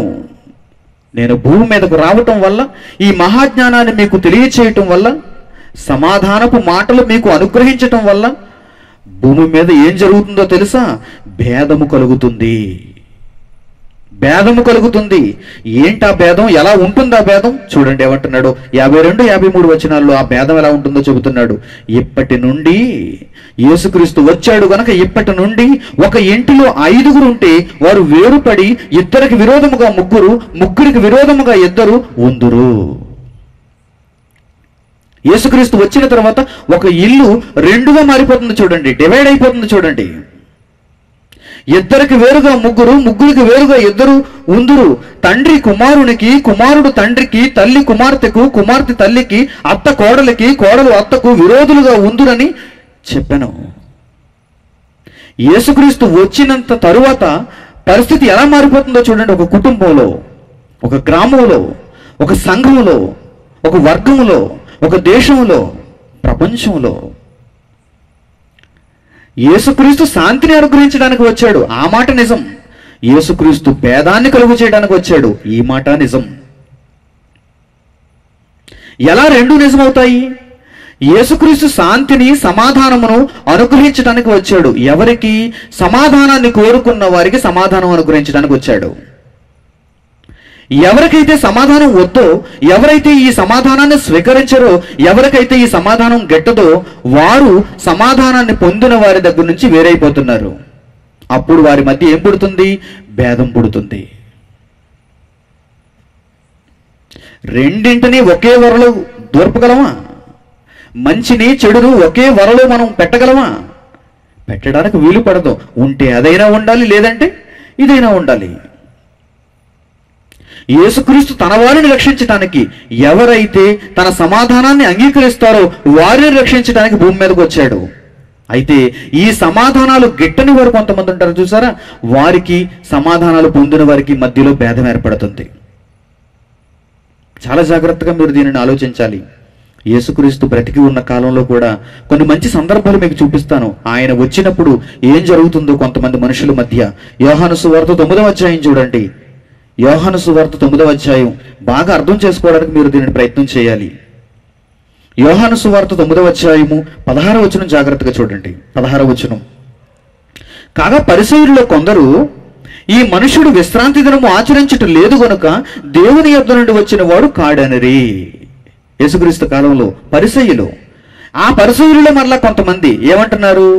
ఈ మనుషుడు విశ్రాంతి దినమును ఆచరించడు గనుక మనవలే ధర్మశాస్త్ర ప్రకారము మనం చేస్తున్నట్టుగా ఆచారాలను యేసుక్రీస్తు పాటించటం లేదు గనుక, ఈ మనుషుడు విశ్రాంతి దినమును ఆచరించడు గనుక ఇతడు దేవుని యొద్ద నుండి వచ్చిన వాడు కాదు. దేవుని యొద్ద నుండి వచ్చిన వాడైతే మనలాగే విశ్రాంతి దినంతో పాటు కూర్చుంటాడు. మరికొందరు ఏమనుకుంటున్నారు చూడండి. మరికొందరు అంటే ఆ పరిసయ్యులలోనే కొందరు అలా మారిపోయారు, కొందరు ఇలా మారిపోయారు. యేసుక్రీస్తు రానంత వరకు ఈ పరిసయ్యులందరూ ఒకటే. ఈ పరిసయ్యులందరూ వీఆర్ 1. యేసుక్రీస్తు వచ్చిన తర్వాత వీఆర్ 2. ఇద్దరు డివైడ్ అయిపోయారు చూడండి. ఆ పరిసయ్యులలో కొందరు యేసుక్రీస్తు దేవుని యొద్ద నుండి దిగి వచ్చిన వాడు కాదు, ఎందుకంటే ఆయన విశ్రాంతి దినాన్ని ఆచరించడం లేదని కొంతమంది డివైడ్ అయిపోయారు. మరికొంతమంది ఏమంటున్నారు? పాపి అయిన మనుష్యుడు ఇలాంటి సూచక్రియ ఎలాగూ చేయగలడు? చూసారా వీళ్ళు ఎలా ఆలోచిస్తున్నారు? పరిసయ్యులలో మరికొంతమంది ఎలా ఆలోచిస్తున్నారు చూసారా? పాపి అయిన మనుష్యుడైతే ఇలాంటి సూచక్రియలు ఎందుకు చేస్తాడు? మనకి ఇతడు దేవుని యొద్ద నుండి వచ్చిన వాడే అన్నారు. ఇట్లు వారిలో భేదము పుట్టెను.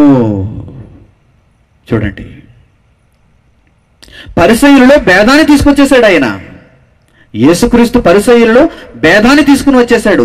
యేసుక్రీస్తు వచ్చాడు గనకే ఆ భేదం వచ్చింది, లేదంటే పరిసయ్యులందరూ ఒక్కటే. యేసుక్రీస్తు వచ్చాడు గనక ఒక కుటుంబంలో ఒక తండ్రికి ఒక కుమారునికి పడటం లేదు. తండ్రి ఏమో ఎందుకయ్యా ఇవన్నీ, ఎందుకు నాయనా ఇవన్నీ, మన ఇష్టాన్ని మనం నెరవేర్చుకుందాం. ఈ భూమి మీద అందరూ లేరా? అందరూ క్రైస్తవులు లేరా? మీరెందుకు అయ్యేలా నిత్యజీవ పరిశోధనలు అంటారు? మీరెందుకు అయ్యేలా దేవుని పని అంటారు? మీరెందుకు అయ్యేలా ధనాన్ని ఖర్చు చేస్తారు? మీరెందుకయ్యా ఎలా ఆలోచిస్తున్నారు? క్రైస్తవులు ఉన్నారు భూమి మీద, ఏదో వారానికి 2 గంటలు గుడిలో కూర్చోక ఇవన్నీ మీకెందుకు అని తండ్రి అంటాడు. కుమారుడు ఏమంటాడు? లేదు లేదు లేదు, నీకు సరిగ్గా అర్థం కాలేదు దేవుని జ్ఞానం.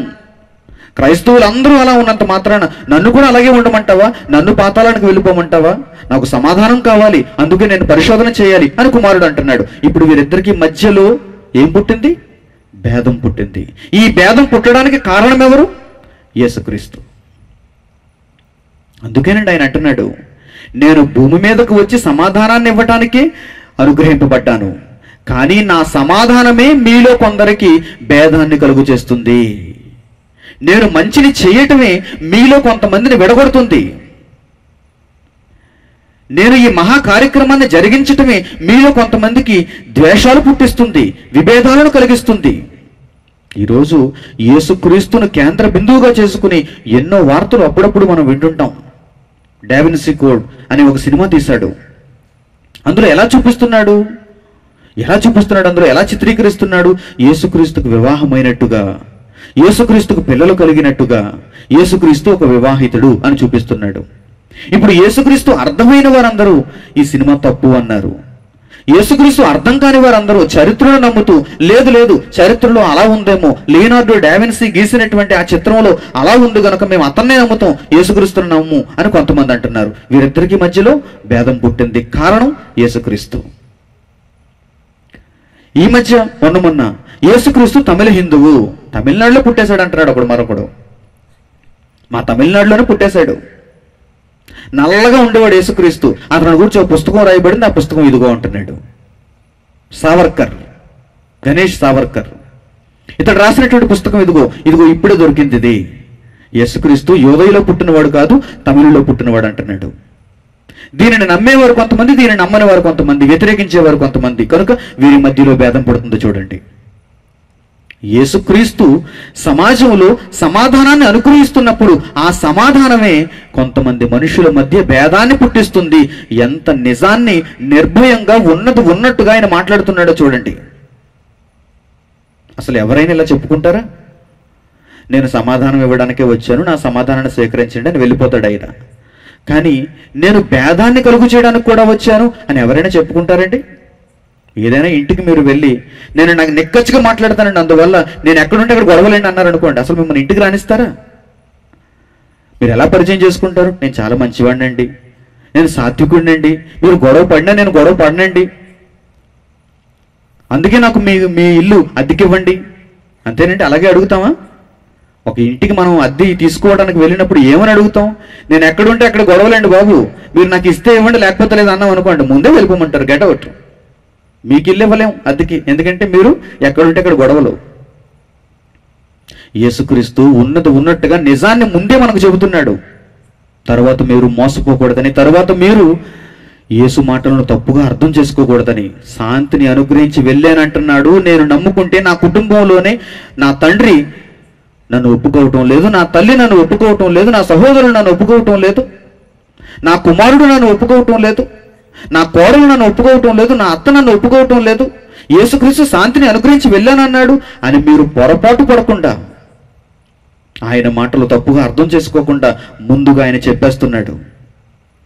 నిజాన్ని నిజంగా మాట్లాడుతున్నాడు. ఎందుకంటే ఆయన ప్రతి ప్రశ్నకు సమాధానం ఇవ్వడానికి వచ్చాడు.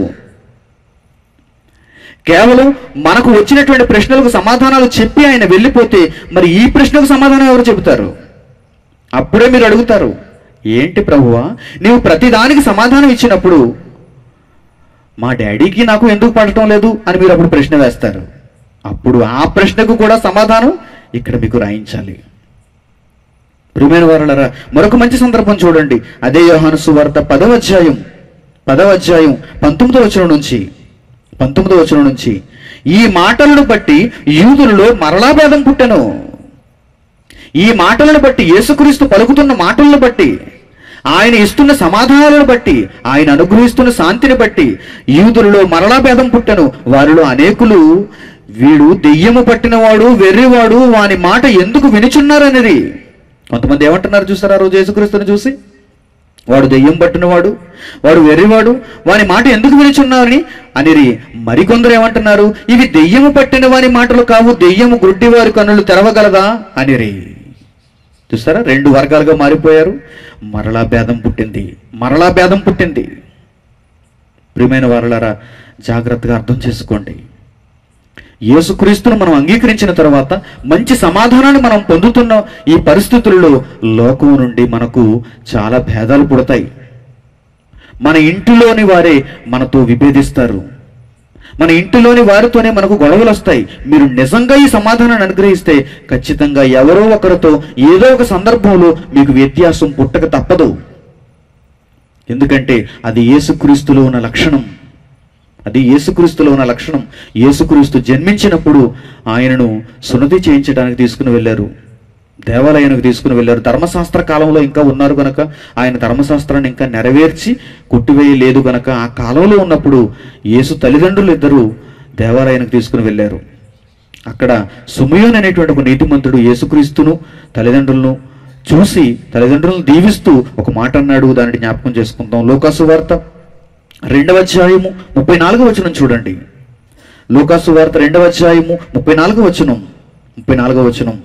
సుమయోను వారిని దీవించి, ఇదిగో అనేక హృదయ ఆలోచనలు బయలుపడినట్లు ఇశ్రాయేలు అనేకులు పడుటకు తిరిగి లేచుటకు వివాదాస్పదమైన గుర్తుగా ఈయన నియమింపబడి ఉన్నాడు అని రాయబడింది. ఇశ్రాయేలీల్లో కొంతమంది పడిపోతారట ఈయనను బట్టి, ఇశ్రాయేలీల్లో కొంతమంది తిరిగి లేస్తారట ఈయనను బట్టి. ఈయన ఎలా ఉంటాడు? ఒక వివాదాస్పదమైన గుర్తు. అంటే ఈయన ఉన్న చోట ఒక వివాదం ఉంటుంది. అది మంచిని గూర్చిన వివాదం, అది సత్యమును గూర్చిన వివాదం. అంతేగాని ఏదో యేసుక్రీస్తు ఒక బాంబు దాడి చేయమన్నాడని, యేసుక్రీస్తు తనను నమ్మని వారందరినీ శిక్షించమని చంపమని చెప్పాడని బైబిల్లో ఎక్కడా లేదండి. లోకంలో అవసరమైతే నీ సహోదరుని కొరకు ప్రాణం పెట్టు అన్నాడు యేసుక్రీస్తు. నీవు సత్యాన్ని అంగీకరించుచున్న దానిని బట్టి వారు నీతో విభేదిస్తున్నారు తప్ప నీవేదో కీడు చేసావని నీతో వారు విభేదించడం లేదు. For your kind information. నీవు యేసుక్రీస్తు దగ్గర నుంచి మంచి సమాధానాన్ని పొందుతున్నావని నీతో వారు విభేదిస్తున్నారు తప్ప నీవేదో వారికి కీడు చేస్తున్నావనో లేక నీకు నీవే కీడు చేసుకుంటున్నావనో వారు నీతో విభేదించడం లేదు. ప్రియమైన వారలారా, అందుకే యేసుక్రీస్తుని గూర్చి చిన్ననాడే దేవుడు ఏ మాట రాయించాడో చూడండి. ఈయన ఒక వివాదాస్పదమైన గుర్తుగా ఉంటాడు, ఈయన నియమింపబడి ఉన్నాడు. దానికి తరువాత మరియతో ఒక మాట అంటున్నాడు. ఆయన సుమయోను మరియతో ఒక మాట అంటున్నాడు. కన్నతల్లి అయిన మరియతో ఏమంటున్నాడు చూడండి. మరియు నీ హృదయములోనికి ఒక ఖడ్గము దూసుకుని పోవునని ఆయన తల్లి అయిన మరియతో చెప్పాను. ఎవరిని బట్టి? యేసుక్రీస్తుని బట్టి. నీ గర్భం ద్వారా యేసుక్రీస్తు వచ్చినందుకు అమ్మ తల్లి మరియా, కన్య మరియా, యోసేపుకు ప్రధానము చేయబడినటువంటి మరియా, నీ హృదయములోనికి ఒక ఖడ్గము దూసుకుని పోవును. హృదయములోనికి ఖడ్గము దూసుకుని పోవును అంటే విపరీతమైన ప్రశ్నలతో నీవు వేగిపోతావు. యేసుక్రీస్తు పుట్టినందుకు సమాజంలో నీకు విపరీతమైన ప్రశ్నలు ఎదురవుతాయి. హృదయం అంటే ఏంటి చెప్పండి? మనసు, మెదడు. ఆ మెదడు ఎలా ఉంటుందట? నీ హృదయములోనికి ఒక ఖడ్గము దూసుకుని పోవును అంటే చీల్చేస్తుంది. నీ హృదయాన్ని చీల్చేస్తుంది. చాలా మంది ఏమనుకున్నారంటే అభాగ్యులు కదండి, దేవుని వాక్యం ఎంత లోతు తెలియదు కదండి. క్రిస్మస్ సీజన్ రాగానే అందరూ ఏమనుకుంటారు? కన్య మరియ యేసుక్రీస్తుకు జననమిచ్చింది, ఆమె దయాప్రాప్తురాలు. నిజమే, ఇక్కడి వరకు నిజం. కానీ ఆమె చాలా గొప్పది, ఆమె ధన్యురాలు, ఆమెకు ఏ లోటు లేదనుకుంటారు.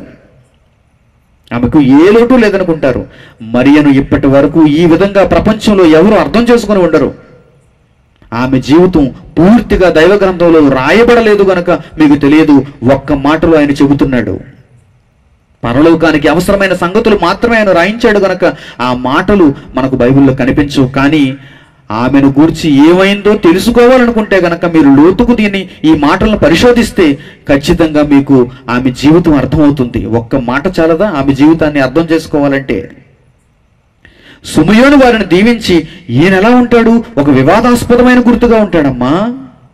యేసుక్రీస్తును కన్నందుకు ఇప్పటి నుంచి నీవు అష్ట ఐశ్వర్యాలతో నీవు నిండిపోతావు, తులతూగుతావు అని మరియను చెప్పలేదు, మరియను దీవించలేదు, యోసేపును చెప్పలేదు. ఏమంటున్నాడో తెలుసా? యేసుక్రీస్తును చూసి ఆ సుమయోను, ఈయనేమో వివాదాస్పదమైన గుర్తుగా ఉంటాడు, అంటే ఈయన ఎక్కడికి వెళితే అక్కడ సమాధానాన్ని ఇస్తుంటాడు. కానీ ఈయన సమాధానం ఇచ్చినప్పుడు కొంతమంది వ్యక్తులు ఈ సమాధానాన్ని స్వీకరిస్తారు, మరి కొందరు స్వీకరించరు. వారిద్దరి మధ్య భేదం పుడుతుంది, వివాదం పుడుతుంది. యేసుక్రీస్తు ఒక వివాదాస్పదమైన గుర్తుగా ఉంటాడు. అందుకే ఈయన నియమింపబడ్డాడు పరలోకమందున్న దేవుని చేత. ఆయన వారెవరో, ఆయన వారు కాని వారెవరో ఆయన తేడా తెలుసుకోవాలంటే ఈ విభేదం పుట్టక తప్పదు. అపవాదికి స్త్రీ సంతానమునకు వైరము కలుగు చేసేదను అన్నాడు ప్రారంభంలో దేవుడు. ఆనాడు వారిని శపిస్తూ ఏమన్నాడు? వైరము ఎవరి వలన పుడుతుంది? స్త్రీ యందు పుట్టిన వాని వలన పుడుతుంది. అంతే కదా. అంతా చెడ్డతనమే లోకంలో ఉన్నప్పుడు వైరమే ఉంటుంది చెప్పండి. అందరూ చెడ్డవారే లోకంలో ఉన్నప్పుడు వైరం ఎందుకు ఉంటుంది చెప్పండి? మంచి చెడు రెండు ఉన్నప్పుడే వైరం ఉంటుంది. మంచి చెడు రెండు ఉన్నప్పుడే వైరం ఉంటుంది. అందుకే సమాధానాన్ని ఆయన కలిగిస్తున్నాడు. సమాధానం లేని వారందరూ సమాధానం పొందుతున్న వారిని చూసి అసూయపడుతున్నారు, భేదంతో ఉంటున్నారు, వారితో మాట్లాడలేకపోతున్నారు, వారితో కలవలేకపోతున్నారు. వారు రక్త సంబంధికులైనా సరే వారితో వీరు ఏకీభవించలేకపోతున్నారంటే కారణం, ఒకరు సమాధానాన్ని పొందుతున్నారు, మరొకరికి సమాధానం లేదు. వారు దానిని అంగీకరించరు. వారి జీవితంలో వారు సమాధానం దగ్గరకు రారు. ఎందుకంటే యేసుక్రీస్తు అలాంటి వాడు. మీరు నిజంగా సమాధానాన్ని పొందిన వారైతే యు ఆర్ గ్రేట్. నీవు ధన్యుడువు, నీవు ధన్యురాలవు. ఈ వ్యత్యాసం అంటారా, ఈ భేదం అంటారా ఎంతకాలం ఉంటుంది? ఈ బంధం ఎంతకాలం ఉంటుంది? భార్యాభర్తల మధ్య ఉన్న బంధం ఎంతకాలం ఉంటుంది చెప్పండి? 20 ఏళ్ళప్పుడు 25 ఏళ్ళప్పుడు పెళ్లి అయితే నీకు ప్రారంభమైంది. ఆ తర్వాత ఎవరో ఒకరు ముందు పోతుందా బంధం? తల్లి తండ్రి కొడుకుల మధ్య బంధం ఎంతకాలం ఉంటుంది చెప్పండి? పుట్టినప్పటి నుంచి ఉంది. ఆ తర్వాత తండ్రి వెళ్ళిపోతాడు, తల్లి వెళ్ళిపోతుంది, బంధం పోయింది, తెగిపోయింది. అన్న చెల్లెళ్ళ మధ్య బంధం ఎంతకాలం ఉంటుంది చెప్పండి? చెల్లికి పెళ్లి అయిపోయింది, అత్తారింటికి వెళ్ళిపోయింది, బంధం తెగిపోయింది. అన్నదమ్ముల మధ్య బంధం ఎంతకాలం ఉంటుంది చెప్పండి?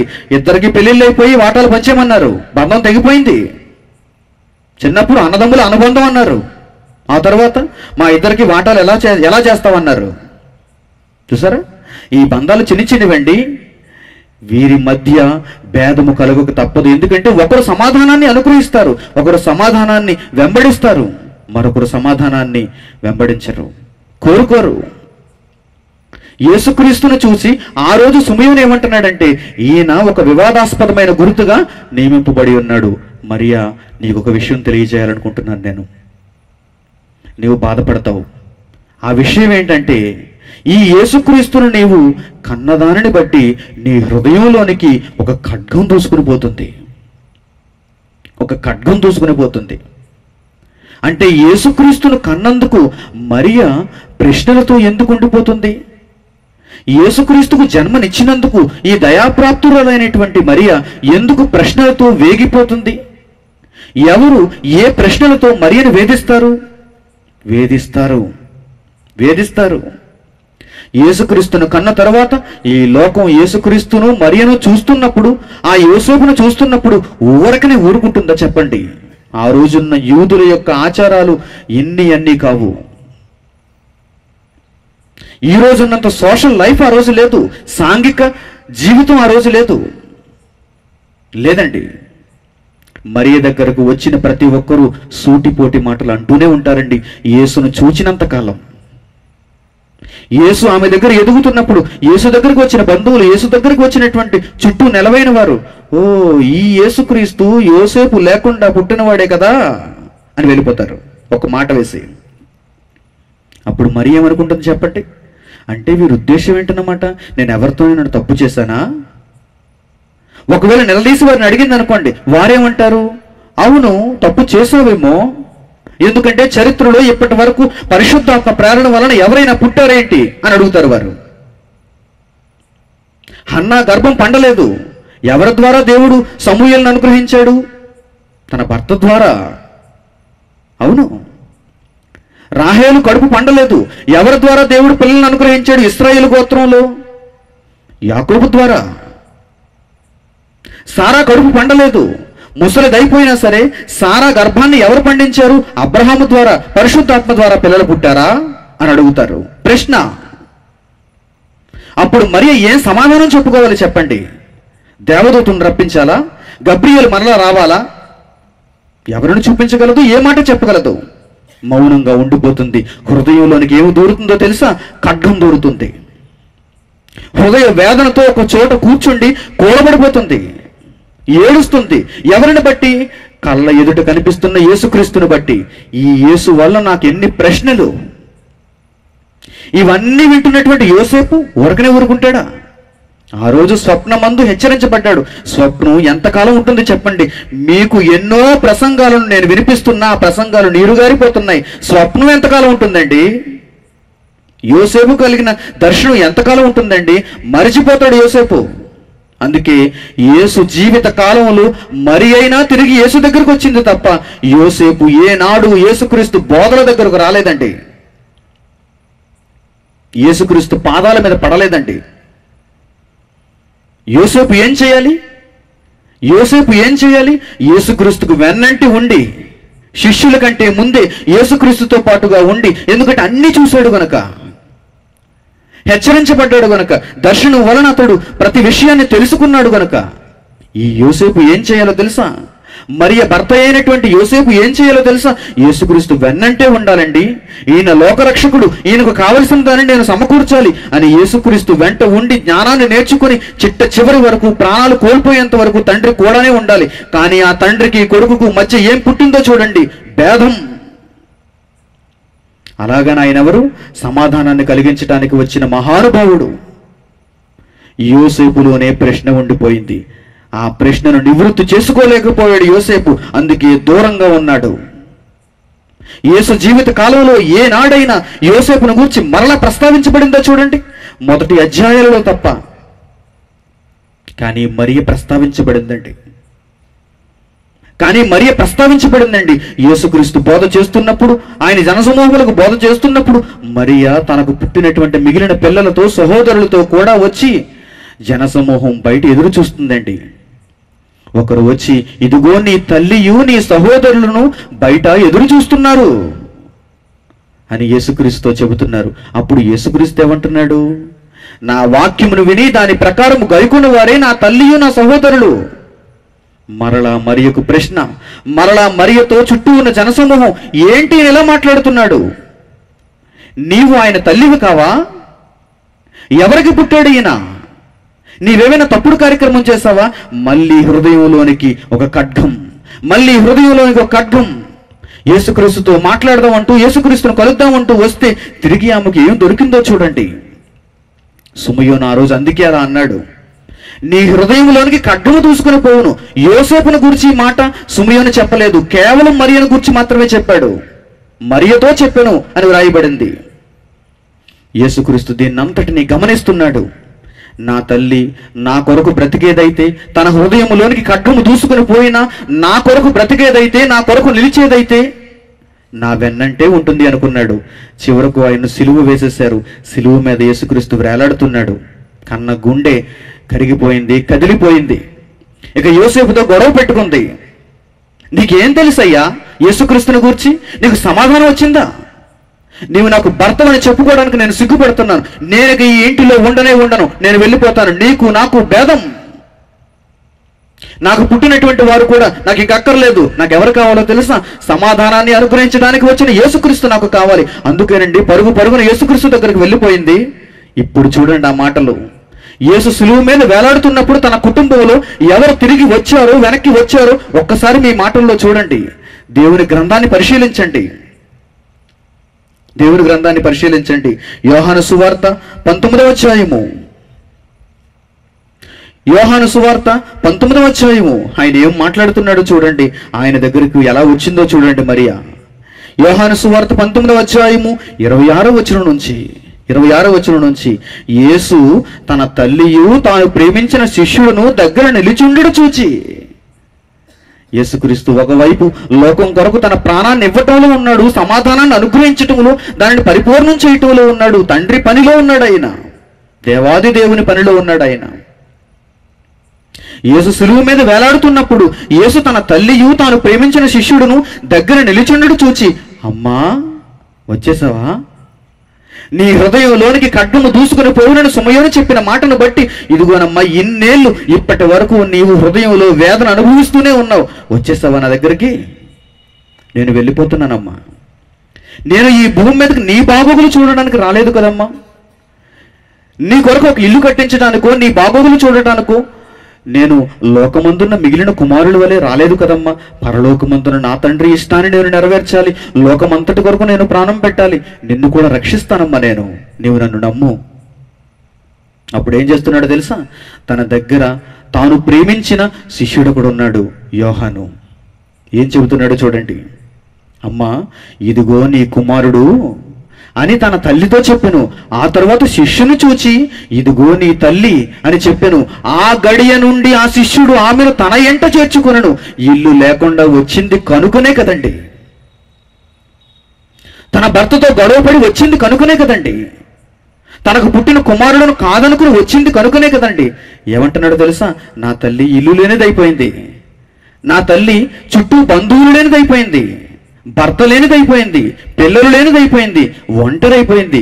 నేనే కావాలనుకుంటూ పరుగు పరుగున వచ్చింది కనుక తన హృదయంలోనికి ఖడ్గము దూసుకుని పోతుందని ఆ మాట చెప్పబడిన మాట నెరవేరుతున్నది కనుక సమాధానమును కలుగు చేయడానికి వచ్చిన నా దగ్గరకు వచ్చేసింది కనుక నేను ప్రేమించిన శిష్యుడు అయిన యోహాను, ఈమెను చేర్చుకో, నీ తల్లిగా చూసుకో, ఎందుకంటే నేను ఈ లోకాన్ని విడిచి వెళ్ళిపోతున్నాను.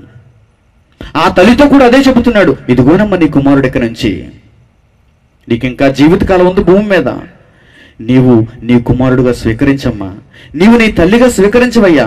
అప్పటి నుంచి ఆ శిష్యుడు ఆ తల్లిని తన ఇంట చేర్చుకుని తల్లిగా చూసుకున్నాడు. ప్రియమైన వారలారా, మరియను గూర్చి ఈ పాఠం ప్రపంచానికి తెలుసంటారా? మరియను ఆరాధ్య దేవతగా కొలుస్తున్న వారికి మరియను గూర్చి ఈ పాఠం తెలుసంటారా? సమాధానకర్త అగ్ని వేయటానికి ఎందుకు వచ్చాడో ఈ ప్రపంచంలో ఉన్న ఎందరికో తెలుసంటారా?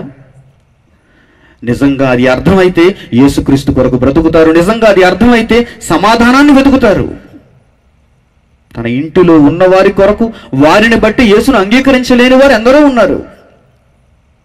తన వర్గం వారికి దూరం అయిపోతామేమోనని భయంతో యేసుక్రీస్తును అంగీకరించలేని వారు ఎందరో ఉన్నారు.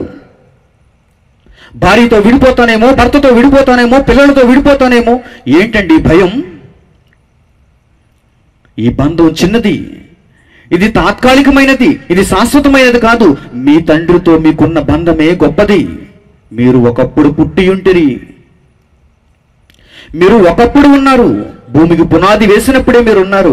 మీకు మరలా తిరిగి ఆ బంధం, మీకు తిరిగి మరలా ఆ లోకం మీరు సంపాదించుకోవాలి అంటే మీరు ఖచ్చితంగా ఈ సమాధానమును పొందాలి.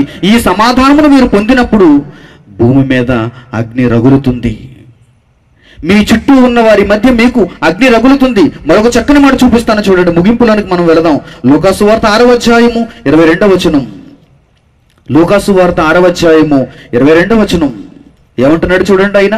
ఆయనను నమ్మినందుకు ఆయన భూమి మీద మనుషుల బ్రతుకులు ఎలా ఉంటాయో చెబుతున్నాడు చూడండి. లూకాసు వార్త 6వ అధ్యాయము 22వ వచనం.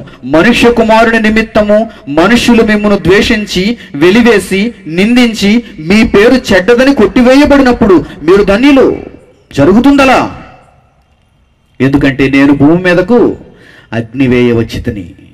మనుష్య కుమారుని నిమిత్తము, only because of Jesus Christ. మనుష్య కుమారుని నిమిత్తము ఏం జరుగుతుందో చూడండి. మనుష్యులు మిమ్మల్ని ద్వేషించి వెలివేసి నిందించి మీ పేరు చెడ్డది, మీ పేరు చెడ్డది అని కొట్టివేయబడినప్పుడు మీరు బాధపడకండి, మీరు వేదన చెందకండి. మీరు ప్రశ్నలకు సమాధానాలను కలిగిన వారు, మీరు ధన్యులు అంటున్నాడు చూడండి ఆయన. మీరు ధన్యులు. ఆ రోజు ప్రశ్నకు సమాధానం కలిగినది కనుక మరియ యేసుక్రీస్తు దగ్గరకు వచ్చేసింది, ధన్యురాలైపోయింది. మిమ్మును కూడా ఈ లోకము, మిమ్మును కూడా ఈ మనుషులు ద్వేషించినప్పుడు, only because of Jesus Christ, యేసుక్రీస్తును మీరు అంగీకరించి ఆయనను వెంబడిస్తున్నప్పుడు ఎవరైనా మిమ్మును ద్వేషించి మీ పేరు చెడ్డదని కొట్టివేసి మిమ్మును వెలివేసి నిందించినప్పుడు మీరు ఆనందించండి. ఎందుకంటే యు హ్యావ్ ది ఆన్సర్. నీవు సమాధానాన్ని కలిగి ఉన్నావు. ప్రపంచంలో ఇక వారికి సమాధానం దొరకదు, వారు సమాధానం దగ్గరికి రాలేరు. ఒకవేళ వారు సమాధానాన్ని గ్రహించి ఉంటే నిన్ను చెడ్డవాడు అని కొట్టివేయరు. నీవు మంచి సమాధానంలో ఉన్నావు. నీవు యేసుక్రీస్తును వెంబడిస్తున్నావు. యేసుక్రీస్తు ఒక సమాధానకర్తగా భూమి మీద అనుగ్రహింపబడ్డాడు. ఆ సమాధానాన్ని కలిగిన వాడవై పరలోకం కొరకు ఎదురు చూస్తున్నావు. నువ్వు ద్వేషిస్తారు. భూమి మీద యేసుక్రీస్తుని బట్టి అగ్ని రగులుకుంటుంది. కానీ నీ విశ్వాసం కలత చెందకూడదు, నీ హృదయం కలవరపడకూడదు, వెరవకూడదు. బహు స్థిరుడవై యేసుక్రీస్తు కొరకు నిలబడిన వాడవై ఇవన్నీ జరుగుతాయని యేసు నాకు ముందే చెప్పాడని వాస్తవాన్ని ఈ పాఠం ద్వారా గ్రహించిన వాడవై ఇక మీదట నీ విశ్వాస జీవితాన్ని చాలా బలంగా ముందుకు తీసుకుని వెళ్ళాలి. నీవు ఎంత ముందుకు వెళితే అంతగా లోకం నిన్ను ద్వేషిస్తుంది. నీవు ఎంతగా దేవుల్లో ఎదిగితే అంతగా ఈ లోకం నిన్ను చెడ్డ మాటలు పలుకుతుంది. కానీ నీవు అంతకందుకు ఎదగాలి. నీకు కావలసింది పరలోకమే తప్ప పాతాళము కాదే. మంద ఎక్కువగా ఉన్నారని ఆ మందతో పోదాము అంటే చివరకు దక్కేది పాతాళమే. ఆయనున్న లోకానికి వెళ్ళాలంటే ఒక్కరమైనా సరే, లోకమంతా మనలను ద్వేషించినా సరే, మనం సింగిల్గా నిలబడినా సరే, ఒక్కరమైపోయినా సరే, మనకు యేసుక్రీస్తు సమాధానాన్ని అనుగ్రహించాడు గనుక ఆ సమాధానమును బట్టి పరలోకానికి చేరేవారముగా ఉండాలి. సమాధానకర్త అందుకే అగ్ని వేశాడు. సమాధానకర్త అందుకే అగ్ని వేశాడు. మరొక మాట చూపిస్తాను చూడండి. మరొక మాట యోహాను సువార్త 15వ అధ్యాయము, యోహాను సువార్త 15వ అధ్యాయము 18వ వచనం. యోహాను సువార్త 15వ అధ్యాయము 18వ వచనం. లోకము మిమ్మల్ని ద్వేషించిన ఎడల మీకంటే ముందుగా నన్ను ద్వేషించినని మీరు ఎరుగుదురు.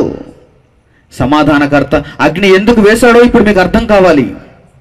లోకం మిమ్మల్ని ద్వేషించిన ఎడల మొదట ఎవరిని ద్వేషించినట్టో తెలుసా? మీకు సమాధానాన్ని అనుగ్రహించిన యేసుక్రీస్తును ద్వేషించినట్టు, ఆ మనుష్య కుమారుని ద్వేషించినట్టు, సమాధానకర్తను ద్వేషించినట్టు ఆయనే చెబుతున్నాడు ఆ మాట. అందుకే మీరు తెలుసుకోవాలి ఈ సంగతి. లోకం మిమ్మల్ని ద్వేషించిన ఎడల మీకంటే ముందుగా నన్ను ద్వేషించినట్టు మీరు ఎరుగుదురు. మీరు లోక సంబంధులైన ఎడల లోకము తన వారిని స్నేహించును. నాన్నకు ప్రేమతో నాన్న దగ్గరికి వెళ్ళిపోయి ఒక ఫ్లవర్ బొకే ఇచ్చేసి లోకపరంగా మీరు ఆయనను ప్రేమిస్తే వెంటనే కౌగలించేసుకుంటాడు. కుమారులకు ప్రేమతో కుమారులకు కావలసిన దానిని ఇచ్చేసి వారి ఇష్ట ప్రకారంగా వారిని బ్రతకనిస్తే కుమారులు ఐ లవ్ యూ డాడీ అంటారు. ఎవరి ఇష్ట ప్రకారము వారు బ్రతుకుతూ లోకం చెప్పినట్టుగా మనం జీవిస్తే గనక అందరూ మన బంధువులే, అందరూ మన స్నేహితులే. ఎక్కడ అగ్ని ఉండదు.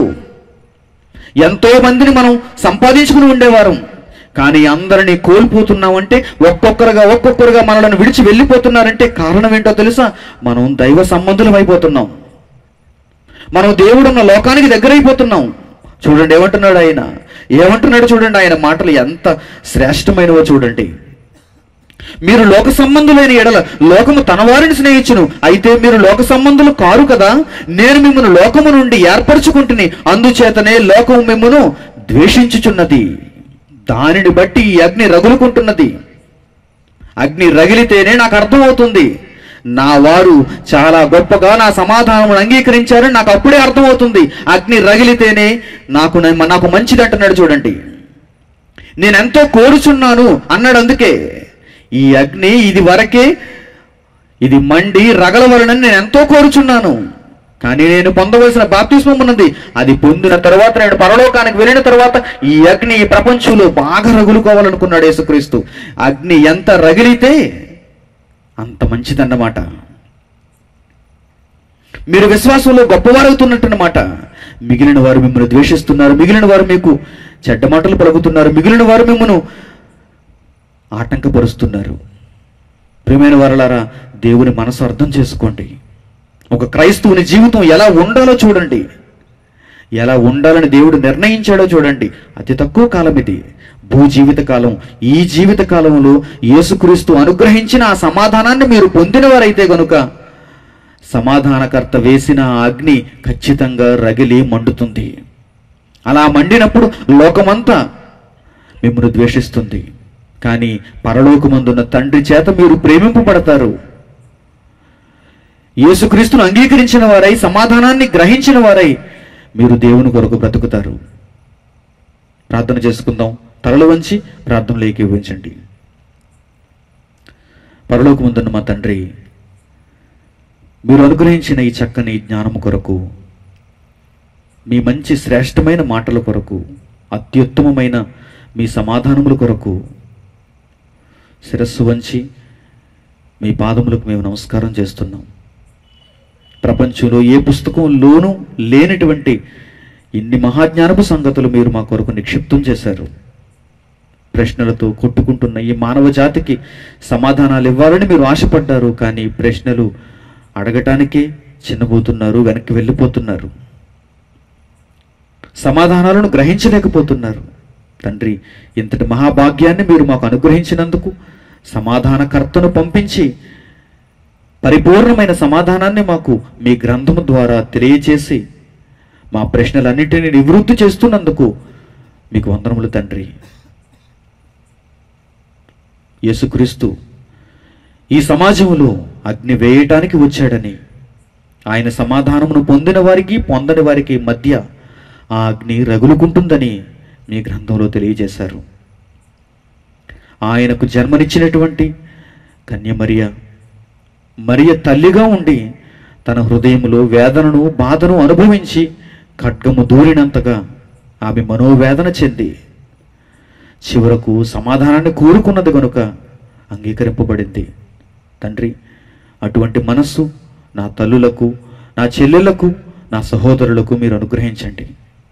వారి జీవిత కాలంలో వారి హృదయంలోనికి ఖడ్గము దూసుకొని పోయిన యేసుక్రీస్తును బట్టి ఎన్నో నిందలు, అపవాదులు, చెడ్డ మాటలు వారు వింటున్నా, ఎదుర్కొంటున్నా ఏమాత్రము విశ్వాసంలో చిక్కు చెదరని వారై ముందుకు సాగిపోయే భాగ్యం వారికి అనుగ్రహించండి. ఇప్పటికే ఎన్నో సంగతులు నేర్చుకుంటూ విశ్వాసంలో బలపడుతున్నారు. మీ చిత్తాన్ని నెరవేర్చడానికి ముందుకు అడుగులు వేస్తున్నారు. మీ పిల్లలందరినీ మీ చేతికి అప్పగిస్తున్నాను. ఇక ముగింపులోనికి మేము వచ్చేసాం. రేపటి రోజు పాఠములలో చక్కని జ్ఞానం మేము నేర్చుకోవటానికి, మహాసభలో వినూత్నమైనటువంటి మరొక అంశమును మేము తండ్రి తెలుసుకోవటానికి మీ సహాయమును మాకు అనుగ్రహించి సమాధానమును ఆశీర్వాదముగా అందించమని వేడుకుంటూ అర్థిస్తూ ప్రభువైన యేసుక్రీస్తు వారి ద్వారా ఈ ప్రార్థనా విన్నపములన్నిటినీ పరలోకమందున్న మీ సన్నిధికి చేరుస్తున్నాము తండ్రి. ఆమేన్. మన తండ్రి అయిన దేవుని ప్రేమ, ఆయన కుమారుడైన యేసుక్రీస్తు వారి కృప, పరిశుద్ధాత్మ దేవుని యొక్క అన్యోన్య సహవాసం మనందరికీ సదాకాలం తోడై నడిపించునుగాక. ఆమేన్. అందరికి వందనములు.